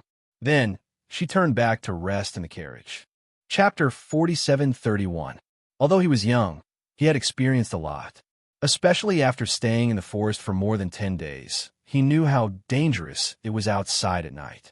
Thus, even if he wanted to sleep at night, he didn't dare to sleep too deeply. Tonight, it was quiet outside. Not even the sound of insects could be heard in the air. Something was not right. He quietly exited the small tent. As soon as he exited the tent, he smelled a faint scent in the air. He frowned and used the moonlight to scan the surroundings. He saw that the people of the caravan, other than the 4 who were on night watch, were all sleeping soundly. The few who were on night watch were walking around and yawning from time to time, looking listless. Something's not right. Mu-chun's little face tensed up. Even if he was not an expert in medicine, he knew that the faint scent in the air was not right. He looked at the spirit beast carriage parked by the side of the mountain road. Without thinking, he knew that someone was trying to kill the madam. Just as he was thinking about it, he saw a guard who was sleeping by the bonfire secretly throw something into the fire. As he threw something into the fire, the smell in the air seemed to become thicker. Seeing this, Mu-chun's heart sank. It seems that this is a collaboration between the inside and the outside to kill the madam. Not only was there a problem with this guard, there should be an assassin lying in ambush not far away. Otherwise, it would be impossible to not hear the sound of insects in the trees and bushes along the mountain road. It was reasonable to say that he should quietly avoid this kind of thing, so as to avoid getting into trouble. But when he thought of this madam's action of giving him pastries and a small tent, as well as her gentle gaze that was somewhat like his mother's, he actually could not harden his heart to leave and watch her die. At once, he stealthily made his way to the spirit beast carriage under the cover of the night. Just as he was about to make his way to the spirit beast carriage, the people patrolling outside suddenly collapsed to the ground. At the same time, a secret signal flew into the night sky with a whoosh. Go quickly. Someone wants to kill you. Mu-chun quickly got into the spirit beast carriage. Fortunately, the windows and doors were closed, so the medicine outside could not seep in. The master and servant inside also woke up when he came in. The servant girl was startled. She lifted the curtain and looked outside, only to see more than a dozen men in black rushing out. She couldn't help but exclaim, "Madam, go quickly. There's a killer." The madam was also stunned for a moment, as if she didn't expect it, but there was no panic on her face. Instead, she showed a gentle smile and smiled at Mu-chun. "Thank you, but don't worry, it's okay," she said softly as she straightened her clothes and got off the carriage. At the same time, she said to Mu-chun and the maidservant, "Don't come down, just stay in the carriage." Mu-chun was stunned for a moment. Seeing that she was calm and not panicking, he inexplicably calmed down. However, he didn't stay in the spirit beast carriage. Instead, he got off the carriage and stood beside it. "Madam, wait for me. I'll go down too," the maidservant said as she followed. However, not long after she got off the spirit beast carriage, she fainted because of the smell in the air. Mu-chun glanced at the maidservant and then at the madam. His heart finally settled down. It's the smell of the tendon spirit flower. It seems like you've prepared for it, the madam said softly. Her gaze swept over the unconscious guard, as well as the mole and the dozen or so black-clothed men who had appeared. Chapter 4732. The young lady looked up at the man and asked, "Who sent you to kill me?" "Huh, go to hell and ask," the leader sneered. With a wave of his hand, more than a dozen men in black rushed towards the lady. As the murderous aura surged from their bodies, a powerful pressure also spread in the air. The fierce murderous aura was very bloodthirsty, whistling through the surroundings like sharp knives. "Move aside," the lady said to Mu Chun, and in the next moment, a spinning crescent moon appeared in her hand. When the crescent moon appeared in her hand, the leader's eyes narrowed. "Seven-star crescent moonblade. You Chiyu," the leader exclaimed in shock, fear in his eyes. Mu Chun listened to the man in black's words and couldn't help but glance at the madam. He saw that the aura on her body had undergone a great change when the crescent moon blade appeared in her hand. The gentleness on her face had faded away, leaving only a murderous aura. The crescent moon blade in her hand flew out, and with a spin, it cut the throats of several men in black. The men in black didn't even have time to dodge before their bodies stiffened and fell to the ground. Her attack speed was extremely fast, and the spinning crescent moon blade was definitely aimed at the opponent's fatal point. It was almost a clean kill with a single slash. In the blink of an eye, half of the black-clothed men had died. The remaining few did not dare to attack again. Instead, they retreated, thinking of retreating. However, whether they could safely retreat and survive, even they themselves did not know. There was no other reason. The owner of the seven-star crescent moonblade, Chi Yu, had been famous for many years but was rarely seen. Everyone who had seen him was dead, so no one knew whether he was a man or a woman. Was he old or young? When they accepted this mission, they thought they were only going to kill a noble lady. Who would have thought that it was the owner of the seven-star crescent moonblade, Chi Yu? With Chi Yu's strength, not to mention them, even their leader might not be able to kill him. Retreat. Quickly retreat. This time they were really screwed. Right now, forget about killing him, they just wanted to go back alive. Want to leave? Don't you know that everyone who has seen my seven-star crescent moonblade is already dead? She revealed an inexplicable smile as she watched them retreat. With a twist of her hand, the crescent moon blade spun and flew out. At the same time, she flew towards the leader of the group. Mu Chen's eyelids twitched at her words, but he remained standing still. He watched her use her absolute strength to easily kill the dozen or so black-robed men and the traitorous guard. Only the leader was left alive. Mu Chan grabbed his chin and crippled his cultivation. Then, she reached out a finger and gently touched the man's forehead. Soul Search. When he saw this scene, the first thing that appeared in his mind was Soul Search. Soul Search allowed one to know everything in the mind of the person whose soul was being soul searched. However, this method was rather extreme, and ordinary cultivators wouldn't use it rashly. Because after using Soul Search, one's divine sense would be damaged to the point of becoming an idiot, while one's divine sense would be damaged to the point of death. Chapter 4733. After a while, the last black-clothed man was also killed. The madam put away the seven-star crescent moonblade in her hand and raised her hand to brush her dress. When she saw that her dress was not stained with blood, she revealed a satisfied smile. She turned and walked back to Mu Chen's side. Looking at him, she whispered, "Are you scared? Don't be afraid, I don't kill often." Hearing this, Mu Chen's tense face twitched imperceptibly. Don't kill often? Will he believe it? Even a ghost would not believe it. Tonight is a good night, and since we have nothing to do, why don't we have a chat? The madam smiled and looked up at the night sky. Mu Chan raised his head to take a look. In the sky, dark clouds covered half the sky, and a few stars twinkled in the dark. To be honest, it was not a good night. Moreover, there was a ground full of corpses. Didn't you say that those who have seen your blade are all dead? Why didn't you kill me? Mu Chen asked, looking at the madam who slowly walked to sit outside the spirit beast carriage. You won't tell anyone. Also, I said that I don't kill often. She smiled and looked at him. You haven't told me your name. Seeing that he only looked at her without saying anything, and was obviously guarded against her, she showed a gentle smile and said, My name is Qian Mou. My husband is the second son of the Xiao family, Xiao Zhenling. I also have another identity, the owner of the 7-star crescent blade, Shiryu. My husband doesn't know about this identity, but I didn't expect a child like you to know. She smiled and looked at Muchan. You are not simple either, right? To have such courage and wisdom at such a young age, you must be from a famous family.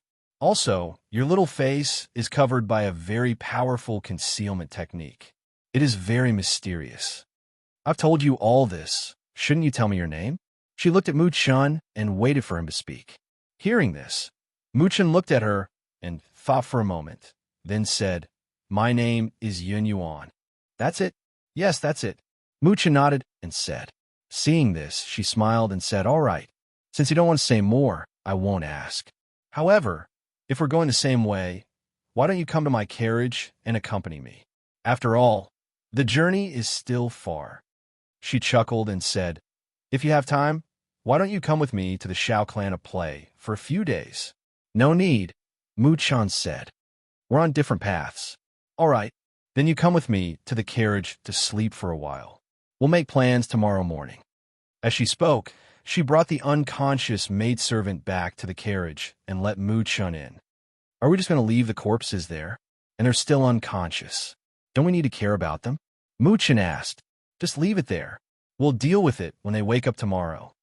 She smiled and said, In their eyes, I'm only the wife of the Xiao family's second master and not some powerful figure.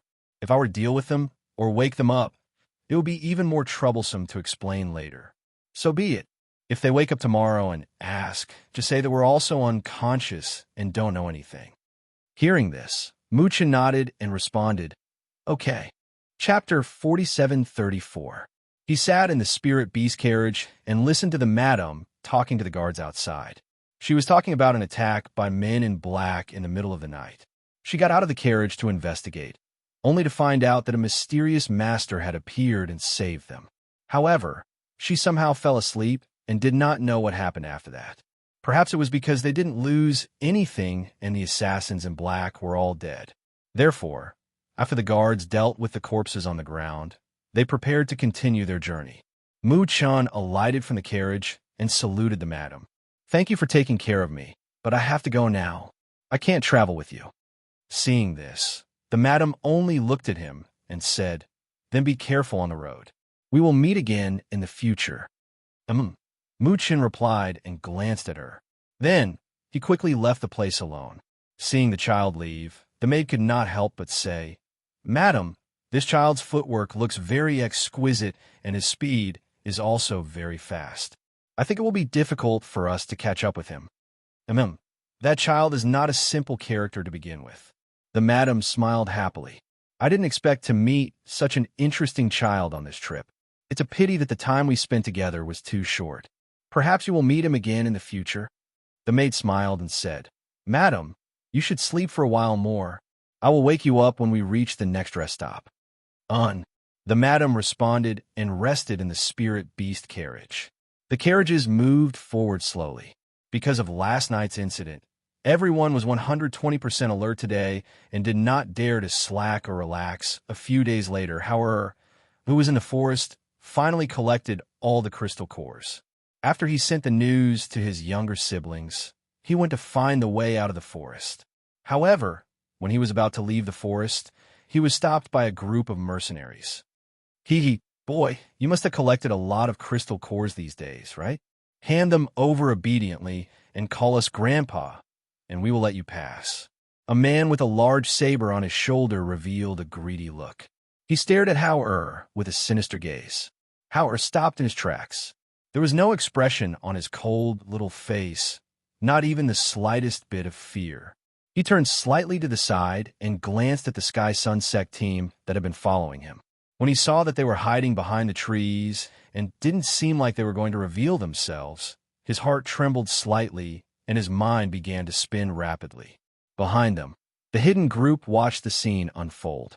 Some of the disciples' expressions changed slightly, as if they couldn't bear to see it happen. However, most of them were waiting to watch a good show. "Elder, are we really not going to help? He's so young, he definitely won't be able to defeat that mercenary team." Those crystal cores were obtained by killing fierce beasts. These mercenaries even want to pick up a child's crystal core. It's really too much, a young girl said in a low voice, her eyes filled with anger and injustice. The elder stroked his beard and narrowed his eyes. His voice was neither fast nor slow as he said, "What's there to help? Have you forgotten how perverted this kid is? Most of the ferocious beasts in the forest were hunted by him. What does it have to do with us if those people are looking for trouble with him? You must know that he is not a disciple of our sect. Naturally, he is not protected by our sect." Chapter 47:35. The world was big, and the strong preyed on the weak. This was an unchanging principle. This was not the first time such robberies had happened, and it was not the first time they had seen it. However, when they saw this scene, they still felt an indescribable sense of anxiety. After all, in her opinion, no matter how skilled the child was, he would not be a match for those people.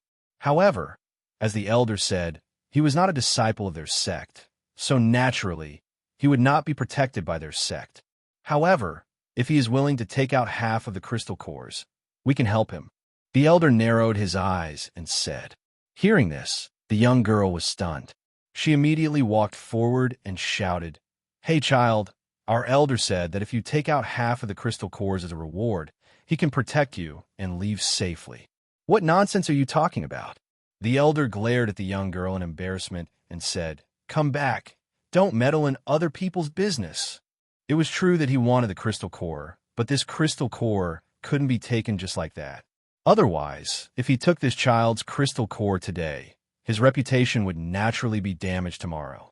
Moreover, he didn't know which sect this child belonged to, so why would he be so free to meddle in other people's business? How? Glanced back and did not say a word. He only held the dagger in his hand and looked at the 20 to 30 mercenaries in front of him. "Come over if you want to die." Ha ha! How arrogant!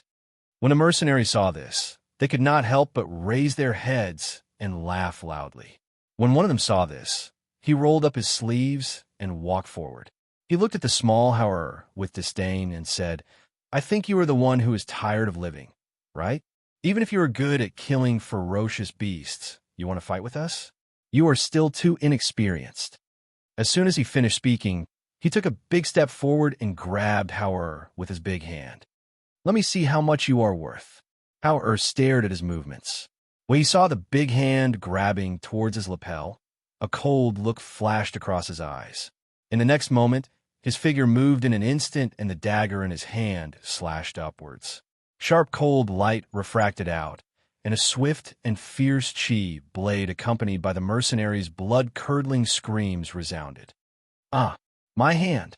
The mercenary staggered back, one hand clutching his bleeding wrist. His other hand was still twitching slightly. The smell of blood permeated the air, and the mercenaries who smelled the blood and saw the scene were all filled with murderous intent. The leader of the mercenaries stared at Hauer and said coldly, "I've already told you that this brat has some skills. Don't underestimate him," but you didn't listen. Those mercenaries stared at Hauer, and the more they looked, the angrier they became.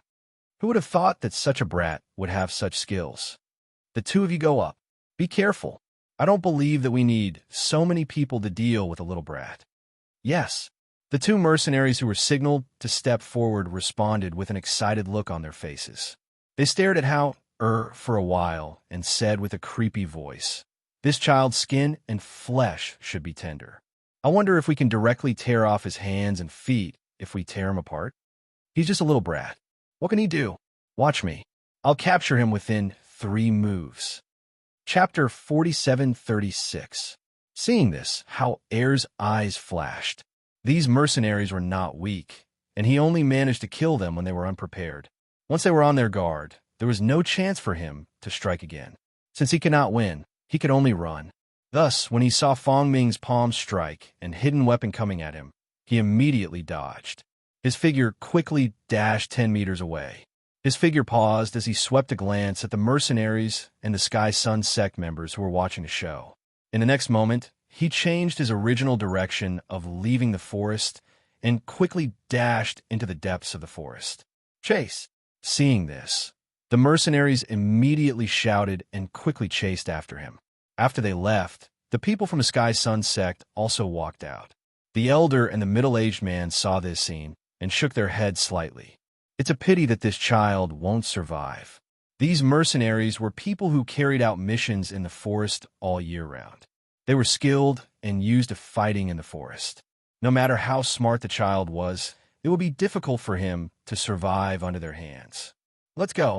The elder turned around and led the disciples in another direction. Some of the disciples looked back with pity in their eyes. However, they did not say anything and just quietly followed the elder. On the other side, how air led them into the depths of the forest. He swept in front, his small figure shuttling through the forest like a shadow that could not be caught. This little bastard runs really fast. When I catch him, I'll skin him alive. A mercenary cursed as his agile figure quickly swept through the forest. There were people who lived in the forest. In a forest like this where they avoided the trees, their speed was considered extremely fast. Now, they were left behind by the little brat, which was really infuriating. This kid seems to be leading us in. What is he trying to do?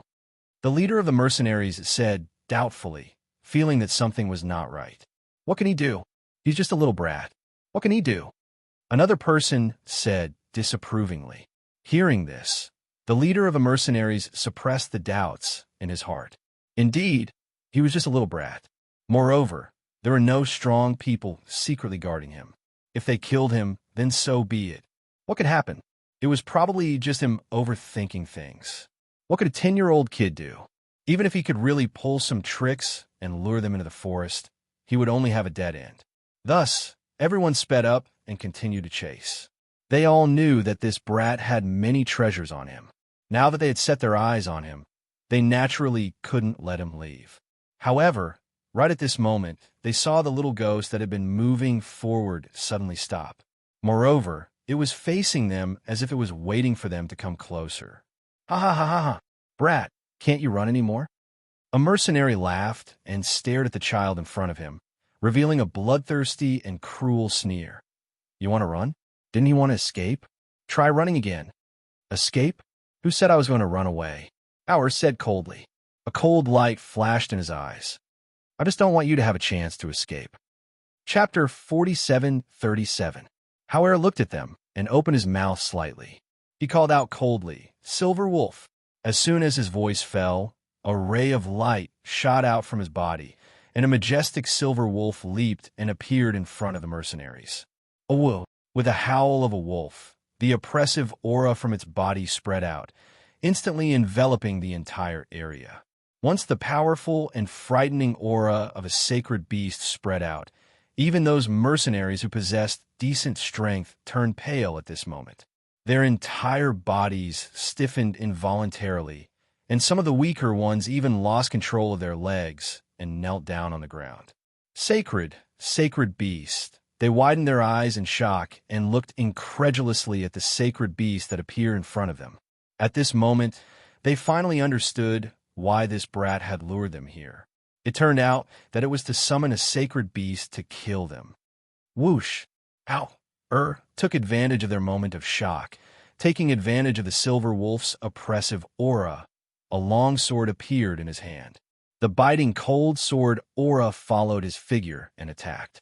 His small figure was like an Azura, reaping their lives. The Sky Sun sect elder and the rest who were heading in another direction could not help but stop and look back when the wolf howl sounded. Elder, what's wrong?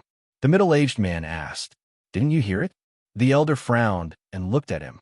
The middle-aged man smiled embarrassedly. I heard it. It's just a wolf howl. Moreover, it should be very far away from us. No, this wolf howl is a little different. Moreover, we've already passed through this area. There shouldn't be any more ferocious beasts. The elder pondered. No one knew what he had thought of, but his expression changed. He immediately said, Let's go. Let's go back and take a look. With that, he had already rushed out and returned. The people behind him did not know what had happened. They looked at each other and quickly followed. On the other side, Hauer wiped the blood off his sword and kept it. He then went forward and took all the valuable items from the mercenaries on the ground. He let the silver wolf pile the corpses together. Finally, he took out the corpse dissolving water from the space and sprinkled it on the corpses. Seeing the corpses on the ground turn into a pool of blood and seep into the ground, the silver wolf's voice was heard. Someone is coming, and there are quite a few of them. You go back first, Hauer said. He let it go back to the space first, then put away the things and left quickly. As a sacred beast, the silver wolf's howl was naturally extraordinary. The disciples of the Sky Sun sect might not be able to distinguish it, but the old man might not be able to. In order to avoid trouble, he even cleaned up the corpses on the ground. Not long after he left, the elder of the Sky Sun sect arrived first. However, when he arrived, he only saw some marks on the ground and the smell of blood that had yet to dissipate in the air. Elder, what do you think? Did you find anything? The middle-aged man hurried over with his disciples. He looked left and right, but there was nothing around. The elder stared at the ground thoughtfully. He stroked his beard and said, "Someone must have died here, but the corpse has been disposed of." Chapter 47:38. The elder was silent as he looked around, but could not figure out anything. In the end, he said, "Let's go." Then, he turned around and left with his men. Only he knew that there was a question in his heart that had not been solved 2 days later in a town. A few rogue cultivators were resting in a tea house. One of them sighed, "I didn't expect this. I really didn't expect this. The few of us actually fell into the hands of a little girl one day. Isn't that so? That little girl is too cunning. She's such a young girl, and she's obviously so obedient and cute. Why is she so scheming?" Another person chimed in. Whenever he thought of how they fell into the hands of that little girl, he would shake his head and sigh. "I don't feel good that we can't find that little girl. Which family is she from? Cloud 7? Could Cloud be her family surname?" Shun Shichi rubbed his chin and said, "Hee hee, old Shun, you don't have to think about it. That little girl is just like a little fox. I'm guessing that the name she gave us was just a casual lie." Another person patted him on the shoulder and said with a smile, "You tell us, what should we do next? We can't find this person, and we don't know where she went. I guess we won't be able to find her in the future." "Can't find her?" He raised his eyebrows and revealed a strange smile. "Just because we can't find her doesn't mean that others can't find her. Oh, what idea do you have?" The few of them looked at him and asked with interest, "Post a bounty notice. I don't believe that little girl can fly away." He laughed, and his eyes lit up. He looked at the few of them and asked, "What do you think?" "My idea? Posting a bounty notice is good. When the time comes, as long as we see that little girl, we can capture her first. But she's just a little kid. Isn't it too much to use a bounty notice?" One of them asked hesitantly. Hearing that, Shun Shichi glanced at them and laughed. "That little fox is just a little fox. If she's really simple and ordinary, would we have fallen in her hands? Would we have let her slip away from under our noses? Moreover, I feel that even if we put out the bounty list, those people might not be able to catch her. That little girl is very smart. At most, it can only buy us some time and let us know where that little girl is." Another person thought for a moment and said, "If we want to use the bounty list, I think we can say that we're looking for a little sister who secretly ran away from home. This way, those who make a move on her won't hurt her, and they'll have a sense of propriety. After all, she's a little girl, so they can't go too far." "Okay, then let's do it this way." Shinshichi smiled and said, "Hurry up. After drinking the tea, let's go and do the work." At this time, Yor still didn't know that these people still hadn't given up and were still thinking of capturing her. At this moment, she was sitting in a corner of the market in another small town. She was eating steaming buns while looking at an old woman who was milking a few goats not far away. Goat milk. Moreover, it was freshly squeezed. As she watched, she couldn't help but lick her lips, revealing a greedy look. After eating the bun, she wiped the corner of her mouth, clapped her hands, and walked forward. "Granny, how much is this goat's milk?" Chapter 47:39. "I want a bottle," Yor said with a smile. Then, she took out 10 gold coins and handed them to the old woman. Okay. Do you want this bottle? Or do you want to see me squeeze another bottle? The old woman asked. I'll take this bottle. She saw her squeezing the milk here just now. There shouldn't be any problem. Okay. Then take it. Go back and ask your parents to boil it for you. It'll taste better with a little salt, the old woman suggested. Okay, I know. She had drunk it before. Then, she took the bottle of goat's milk and spent a few gold coins to borrow the kitchen of the restaurant to boil the goat's milk. Then, she drank a bowl of goat's milk and took the rest with her. She walked around the town outside and bought some things. When she was about to continue her journey, she saw a man holding a picture and pasting it on a wall. After that man left, she went forward to take a look. Then her eyes widened. She quickly jumped up and tore off the picture when no one was paying attention. Then she stuffed it into her clothes. Those bastards want to catch me with a bounty board. She wrinkled her nose and lowered her head to look at the dress she was wearing. Her gaze shifted and a sly smile appeared on her small face. In the next moment, she flashed away. At the same time, bounty boards were quickly posted in the surrounding towns.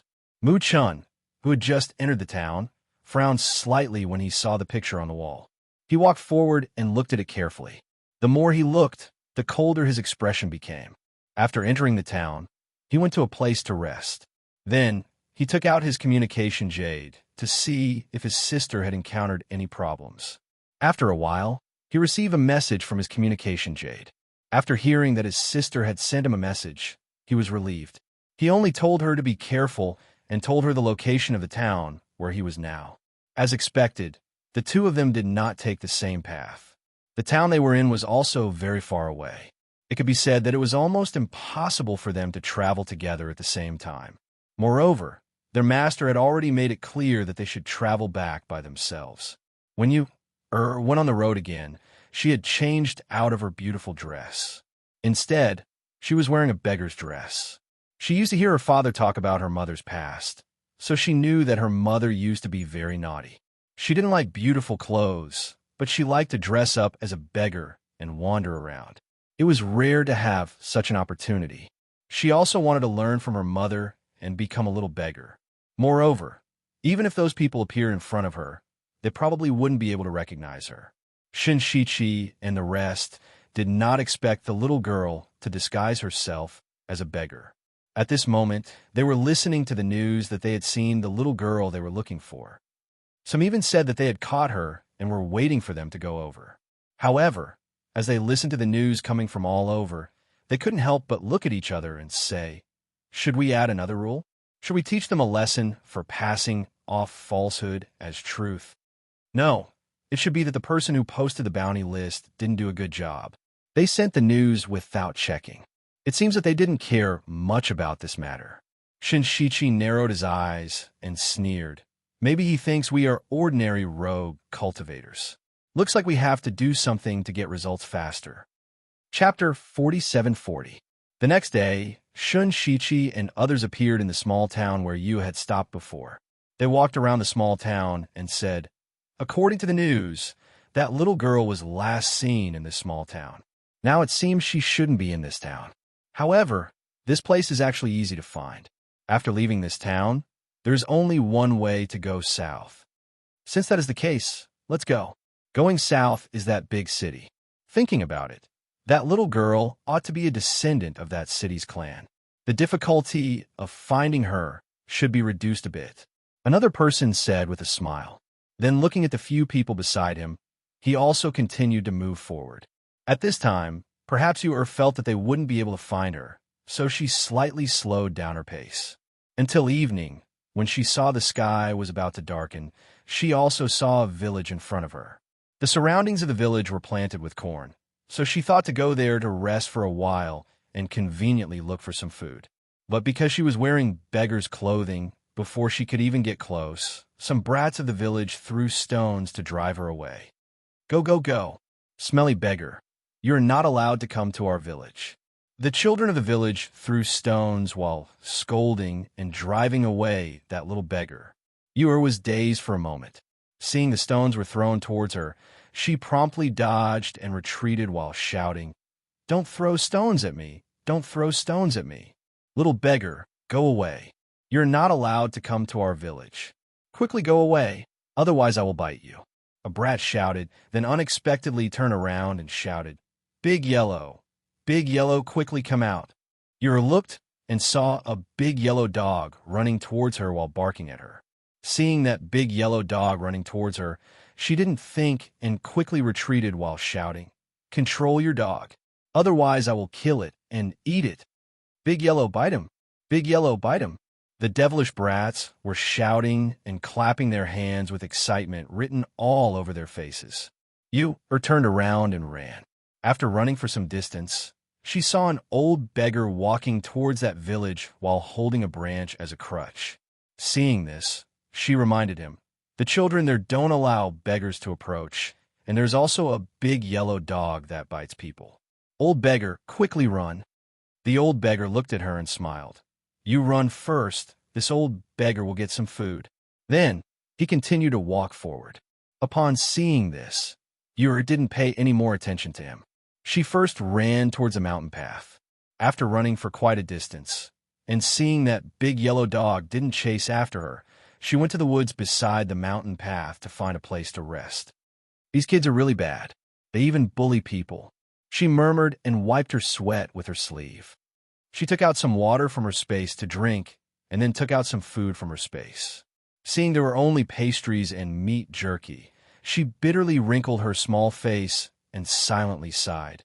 "I want to eat. Don't want to eat pastries and meat jerky." When all was said and done, she always casually ate pastries and meat jerky on the way, so she stuffed those things back and took out a fruit to eat. Afterwards, she jumped on the tree to sleep. Chapter 47-41. So fragrant, ah! Yor sniffed and inhaled that fragrance pervading in the air. Her eyes shone as she followed the fragrance. Under a tree in the grove, an old beggar was drinking wine and cooking meat. In front of him, there was a pot with a missing corner, which was still emitting steam and fragrance. The fire under the pot was also still burning. Clearly, the meat in the pot was still not cooked. Old beggar, when Yor saw that beggar, a trace of surprise appeared in her beautiful eyes. She trotted forward and sniffed the fragrance beside the pot. Smelling that fragrance, she smiled. "This is the smell. Old beggar, what meat are you cooking? Why is it so fragrant?" She acted as if she was familiar with this place and rubbed against the wood where the old beggar was sitting. Then, stretching her neck, she looked at the still cooking meat under the cover, and just like a greedy cat, she swallowed her saliva. Old beggar glanced at her and said, "You didn't get anything to eat?" "No, they released their dogs to bite me, so I ran away. I didn't even get close to that village." Yor shook her head and said. Then, staring at the fragrant pot, she asked, "Old beggar, can you share some of the meat in this pot with me to eat? I'm also hungry." The old beggar used a branch to poke at the flames. His aged voice was neither fast nor slow, and there was a hint of indifference. "You are a beggar, and I'm also a beggar. Why should I share some food with you? I can give you money." Yor looked at him with a beaming smile, then took out a gold coin. "I will give you money. You share my food. I won't take advantage of you." Old beggar glanced at her, then stretched out his skinny hand and took that gold coin, then said, "Did you bring a bowl?" "Brought." Yor answered with a beaming smile. Her voice was loud and clear. Then she took out a bowl from her bosom. Old beggar opened the cover, and a burst of meat fragrance assailed their nostrils. The fragrance spread in all directions, making you even more gluttonous. She couldn't help but swallow her saliva, and holding the bowl in her hand, she also moved closer. "Hand it over," the old beggar shouted. He scooped a spoonful of meat and poured it into Yor's bowl. After that, he scooped another spoonful for himself. After that, he covered the lid of the bowl. He used 2 small branches as chopsticks to eat the meat. Yor had her own chopsticks, so holding that bowl of meat, she sat back and started eating. After a mouthful of meat entered her mouth, rich meat fragrance filled her mouth. Because of the scalding hot meat, she slightly opened her small mouth and exhaled, then once again lowered her head to eat. The old beggar drank the wine and ate the meat. From time to time, he would glance at the little beggar next to him. Seeing that her bowl was empty, he would add a big spoon for her. You ate no less than 3 bowls of meat before stopping. She hugged her stomach and leaned against the big tree while lightly exhaling. With her little face full of satisfaction, she curiously asked, "Old beggar, what kind of meat is this? Why was it so fragrant? I've eaten a lot of meat, but I've never eaten meat stewed like this. It's so fragrant." "This is dog meat." The old beggar sipped his wine and said unhurriedly. Ewer was startled and almost instinctively whispered, "Dog meat? This is dog meat? Where did you get this dog?" Finished speaking, don't know what she thought, but her eyes opened wide in astonishment. Chapter 47-42. Ewer suddenly bitterly said, I just haven't eaten dog meat. I have eaten spirit beast meat, all kinds of spirit beast meat, but I have never eaten dog meat. I didn't know that dog meat actually tasted like this, While speaking, she couldn't help but lower her head and clench her little hands. "And what?" Old beggar asked. Ewer helplessly sighed like a little adult and said, "It's quite delicious. Moreover, the meat you stewed is really very fragrant." But as long as she thought that she was eating dog meat, she felt somewhat uncomfortable in her heart. "This is a native dog. Stewing it is best." He stretched his waist and said, "Old beggar, I have eaten a lot of dog meat, and this stewing method is something that others can't learn. You are also lucky today, otherwise you won't be able to eat this old beggar's dog meat." Ewer looked inside the pot. There was still some left. It would be a pity to throw it away. So she asked, "Then what about the rest?" "Rest assured, there's no share for you. Old beggar will eat it in the second half of the night," he said, hugging his wine gourd. He leaned against the tree and fell asleep. Early morning of the next day, when Ewer walked out of the mountain path and was preparing to continue forward, she saw old beggar leisurely walking behind her. She stopped and said with a smile, "Old beggar, you are also going to the city? Then we are going in the same direction. Let's go together. We can also chat on the road." She felt that Cloud Sky Mountain was not far away, so her mentality also relaxed and was no longer in a hurry. Old beggar is used to being alone. One more person or one less person doesn't matter, he said, while using a branch as a crutch, walking very slowly. Both of them walked along the same road. Ewer was chattering nonstop all along the way, just like a little bird. The old beggar was only quietly listening to her. Occasionally he would respond, but the whole way was calm and there was nothing wrong. However, at noon, when Ewer and old beggar sat down to rest and drink water, they saw those few people who were like ghosts, unexpectedly riding their few ostentatious contracted beasts coming towards them. Ewer was so scared that she choked on the water and promptly shrank behind old beggar. When the old beggar saw this, he glanced at those people without leaving a trace. Then he unhurriedly looked away and continued to drink the wine in his hand. That sly girl ran pretty fast. We didn't even see her shadow all the way here, the man riding on the contract beast said as he looked around. When he saw the 2 beggars, one old and one young, sitting on a mountain path, he didn't stop and looked away. "That little girl is very cunning. Perhaps she has already returned to her family. But once we reach that city, even if she hides in her family and doesn't come out, I can still find her." Shinshichi smiled as he spoke. His gaze fell on the 2 beggars resting by the roadside, one old and one young. He only glanced at them once before retracting his gaze. He did not even think that the young beggar was the little girl they were looking for. After all, from their point of view, that little girl must have an extremely good background and was doted on. Moreover, she was still a little girl, so how could she have any relation with a dirty little beggar? "Little beggar, I'll reward you with something to eat." Shinshichi raised his hand, and 2 flatbread flew out and landed in the bosom of the little beggar. Chapter 47-43. She didn't speak. Merely after receiving the flatbread, she lowered her head and nodded, as if she was expressing her thanks. "Hee, old Shun, don't throw your things like this. Be careful not to scare that little beggar." A man behind said. Then looking at that little beggar, he laughed.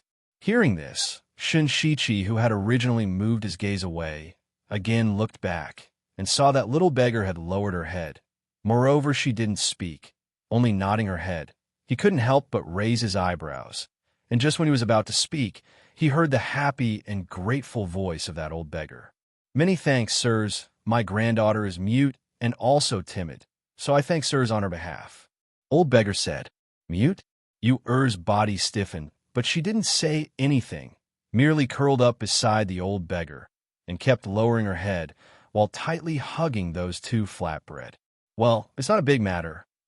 "Oh, that's right. Did you meet a 5-year-old little girl?" She was wearing a pink little dress and had a strange and lovable appearance. Shinshichi asked. "Yes, that little girl also gave this old man a gold coin." Old beggar said, then took out that gold coin that had given him last night and spread it out in his palm.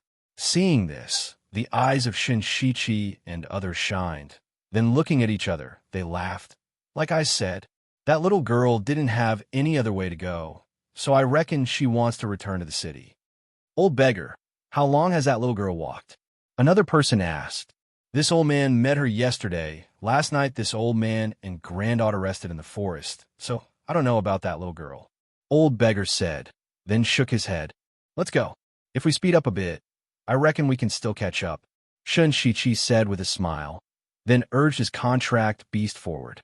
All of them rode on their beasts, causing dust and sand to fly all over the mountain path. Only until all of them had left and couldn't be seen, Yer raised her head and lightly exhaled. Then she lightly patted her chest with her hand. "So dangerous." She gasped for breath. Then looking towards old beggar, she handed over one flatbread to him, then said with a beaming smile, "Old beggar, your reaction ability is pretty good. Here." The old beggar glanced at her and said, "You can keep it for yourself." As he spoke, he stood up with the stick in one hand and said, "Those people are not ordinary rogue cultivators. How did you provoke them?" "You don't know. Those people are bored out of their minds. They're just looking for something to do." Ewer glared and somewhat helplessly said, "I didn't provoke them, but they themselves came to provoke me, and kept on following me, annoying me to death, causing me to pretend to be a beggar, but still kept on chasing me. I don't know what they want to do." "Then why are you still walking forward? Aren't you afraid of meeting them?" the old beggar asked. "I have to go forward because I want to go to the city ahead." She laughed and said, "They won't recognize me. Didn't they not recognize me just now? But I reckon I can't go together with you. If you're not in a hurry to go to the city, then walk slowly. I still have to rush back." While speaking, her figure flew several meters. Then waving her hand towards him, she said, "Old beggar, goodbye. Next time if I can meet you again, I will invite you to eat a big meal." Her voice gradually faded, and her figure gradually went far away. Chapter 47-44. 2 days later, while Shinshichi and the rest were searching for in the city, Yer had already arrived at the foot of Cloud Sky Mountain. Looking at the familiar place, a joyful smile appeared on her small face. With light steps, she dashed up the mountain like a little bird. It was impossible for outsiders to enter the Cloud Sky Mountain. Not only was there an array in the mountain, but there was also a barrier in the area where the Cloud Sky Mountain was located. Outsiders only knew that the Cloud Sky Mountain was in this area, but they could not find the exact location of the Cloud Sky Mountain. "Hee, am I the first to come back?" Ewer asked as she walked. When she thought that she might be the first to come back, her face involuntarily revealed a happy smile. "Sister." Just then a voice sounded. She was startled and looked up to see her brother's figure walking out of the forest path. When she saw him, she could not help but widen her eyes in disbelief. "Brother, why are you here?" Muchin revealed a smile and said, "I arrived before you. I arrived in the morning and saw that you were not back yet, so I came to this mountain path to wait for you. Weren't you still very far away when you sent me a message last time? How come you're back before me?" she said in surprise and walked up to his side. Looking disappointed, she sat down on the stone steps of the mountain path and rested her chin on her hands. "I thought I was the first to arrive." Muchin also sat down beside her and asked, "Did your journey back go smoothly? Those people following you didn't make things difficult for you, did they?" As he asked, he looked at her beggar outfit and asked curiously, "Did you come back dressed as a beggar?" I got rid of them." "Brother, it turns out that pretending to be a beggar is really fun. Those people kept following me, but after I disguised myself as a beggar, they actually could not recognize me. She said with a smile, the next time I go out, I will dress as a beggar again. Big Brother is not back yet. He was delayed by some matters on the way back, so he will probably be back 2 days later. However, he will be back within a month. Muchin looked at her and said, when I came back, I reported to Master's cave abode. Since you're here, you should go and tell him that you're back. Okay. Ew. Nodded her head. Then, standing up, she followed her brother towards the mountain. Arriving in front of the cave, Ur stood in front of the cave and shouted, Master, I have returned. They didn't hear any response. Just when they thought that their master wouldn't come out, they saw the cave's enchantment formation open, and their master slowly walked out from inside. He's back. Emperor Qing glanced at the two of them. When he felt the change in their auras, he nodded to himself. It seemed that they had gained something from this trip. Master, we have returned, but Big Brother arrived first. I arrived just a moment ago. Ur stepped forward and said, while looking at him with smiling eyes. Looking at his little disciple who was dressed like a beggar, the Qing Emperor rubbed his eyebrows and asked, how many days have you not bathed? Chapter 47-45. All right, quickly go back and take a bath. Emperor Qing waved his hand and motioned for the two to retreat. You two cultivate by yourselves these days. Wait for your eldest senior brother to return and then come see me together. Yes, the two of them replied. Then they bowed and retreated. On the way back to their cave residence, Ur told her brother about the things she encountered outside these days, as well as how she hunted those crystal cores. Brother, what fun things did you encounter outside? Ur asked curiously. Hearing this, Mu Chen's expression froze. I met a madam. She looked very weak, but in fact, she was very powerful. Meeting her made me understand one thing. Ur blinked and asked curiously, what do you understand? Mu Chen looked at her and said seriously, you can't look at everything on the surface. Moreover, the weaker the woman, the more powerful she may be, and the more likely she is to deceive people. Deceive people? Ur was startled and smiled with a pair of beautiful eyes. Brother, Ur doesn't often deceive people. You only occasionally deceives bad people. Mu Chan smiled slightly, and his little face softened a little. He reached out and rubbed her bird nest-like hair. Brother knows that Ur has always been very obedient and smart. Brother, I'll go back first to take a bath and change my clothes. I bought a lot of delicious food on my way back. Let's eat under the tree in a while. Ur said, and waved at him and went back to her cave residence. On the other side, Hao Er's situation was unceasing. In a small town's alley, he saw a drug dealer selling some rare and unknown seeds on the ground. He squatted down to pick some and prepared to go back and give them to Ur. Unexpectedly, just as he was about to stand up after paying the bill, he was suddenly knocked down by a stick. He didn't even have time to react before he fainted. The moment before he fainted, his heart was filled with deep regret and self-blame. He was careless and thought that nothing would happen in such a place. But he didn't expect that because of his carelessness and relaxation, he would fall into danger. When he woke up, he was already locked in a small dark room. He couldn't see anything in the dark room, but he could hear the sound of chaotic breathing and suppressed sobbing. He tried his best to lean against the corner as he checked if the things on him were still there. When he discovered that his Chinquan bag had been taken away, but his space ring was still there, he calmed down a little. Most of his things, as long as they were valuable and useful things, were stored inside his interspatial ring. And his interspatial ring was not an ordinary interspatial ring. Among the three siblings, only Ur had an interspatial bracelet, while he and Mu Chenhe had an interspatial ring. Because after the upgrade, all three of their interspatial rings had a hidden function. As for the things in the Chinquan bag, other than some daily food and some gold coins, there was nothing valuable in it. He was not worried that they would take it away. However, where was this place? Who was it that captured him? What were they trying to do? These questions revolved in his mind one after another. Although he was anxious in his heart, he gradually calmed down as he had encountered many things in his life.